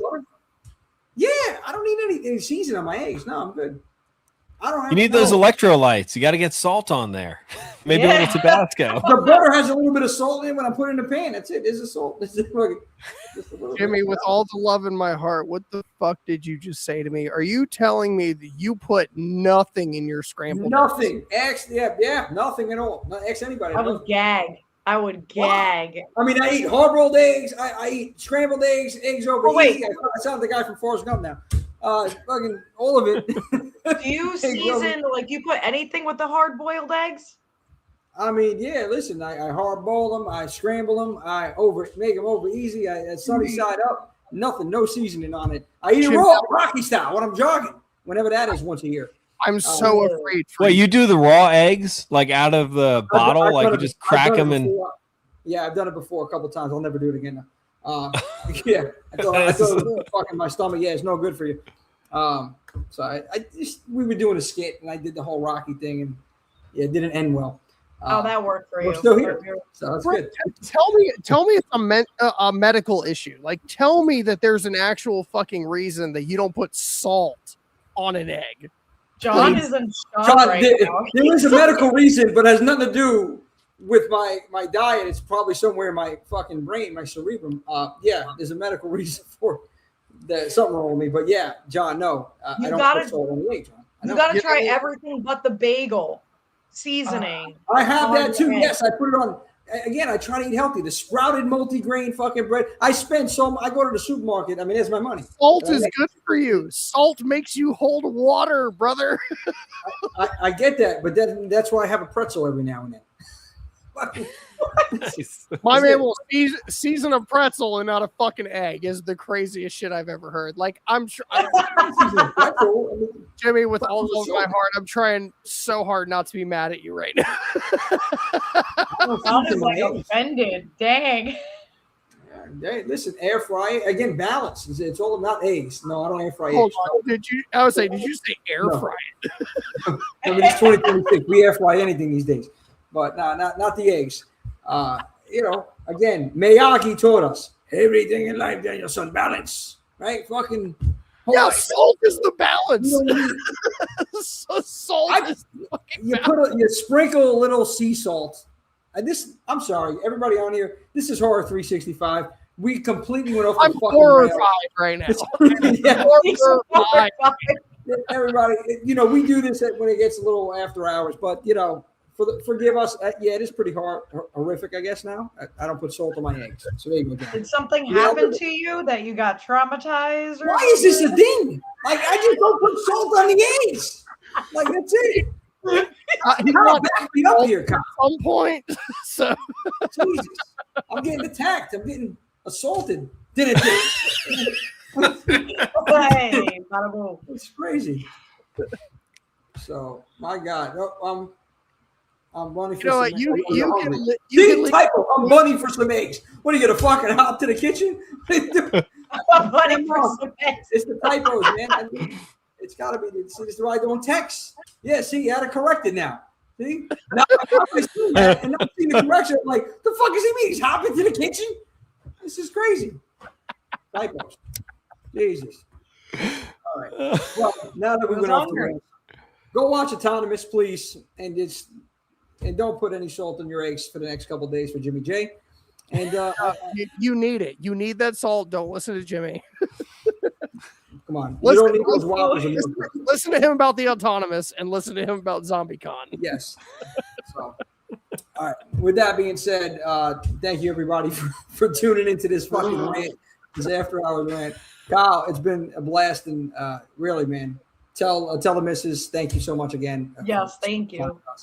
I absolutely will. Thank you guys so much for having us. This was a blast. I just loved cracking a few eggs with you guys and getting down and dirty with all the details. And I mean, yeah, just don't put any, salt, and remember, no milk duds, no milk duds, no whoppers. And this is like life rules here. Like, you got to live by these things. This is like the fucking Jimmy J commandments here. That's it. No whoppers and milk duds. On the Jimmy, show. we know you're white. You can season eggs. It's okay. I know that. I mean, I lived in the Bronx 10 years. I'm technically part Latino. That's it. So I gotta get I'm 10% Latino. I lived in the Bronx. I mean, come on, man. I've done EMS out there. I'm cultured. But yeah, I am white at the core. Culture, damn it. That's it. No seasoning. Anyway. There you go. I need to go to bed. That's it. No, man. Oh, yes. I didn't even do the trivia quite. Thank you, Rick. Jesus. Oh, thank you. Does salt go on eggs? That's not the trivia question. Completely. No, let's get to the real trivia question. Okay. Whoever can answer this one first. Okay, now I'm calling an audible here, and I can't find the damn. Look at this, all over the place. All right, there we go. Trivia question of the week.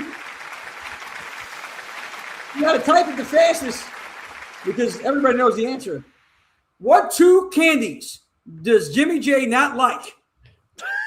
What am I traumatized by? That's the damn trivia question. And you better type it out. I changed the question. There it is. Just because salt and pepper. No, I love the music group, man. They were phenomenal in the 90s. Well, yes. If you want to bring that up, we're definitely missing out on the most important part, which was Spinderella. There it is. Brendan got his title, and rightfully so. Brendan is the champ. Finally, because he won last week, almost did, but there it is. Yay. Brendan, you got it, man. Trivia Champ of the Week. And I know Rob Humphrey answered 2 people late. Rob, I'm sorry. Even though while you're here, Kyle, you can see this now. We have Rob, who was the Trivia Champ of the Week. He is the, right here, the horror heartthrob, Rob Humphrey. There he is, guys. Rob. I love it. We all, Rob. We love you, Rob. Yes, we do. But you don't have the title anymore, man. Brendan is the champ. Brendan the champ in the building. So we're going to, Brendan, send over a picture. I'm sure it's going to look better than Rob's. Send it over, and we're going to pop you up there as the Trivia Champ of the Week. Yeah, so we got you this week. And Rob, I got to put your balls. It's so hard to say goodbye. Yeah. Oh, man. All right. So I got the trivia in. Next week, stay tuned. We might have, I'm waiting right now. I'll tell you, we might have Dave Weiner on from In Search of Darkness again to talk 70s horror. Maybe potentially next Wednesday. Could be this Friday. I'm trying to work things out. But if not, we're going to be talking Christmas horror, Christmas in July, because we got that Slashmas in July next Friday. So stay tuned next week. Kyle, Erin, thank you again. Sammy, Joe, Swift, I know you joined us in the beginning. You had to go handle some business. John, always a pleasure having you on. You just got to deal with the salt. No salted eggs here. I'll make sure I send you a video in the morning of how I make mine. So we're good. I'm just going to delete it. I'm not even going to watch it. If I got to read your fucking paragraphs, you're watching this. That's it. And whatever. Yeah. Okay. Everybody should watch Autonomous in ZombieCON Vol.1. Yeah. Pop it on. Grab your snacks. We're going to see you Have next an week. excellent night. It's not just a drama, baby. It's a lifestyle. We're going to see you next week. I'll see you soon.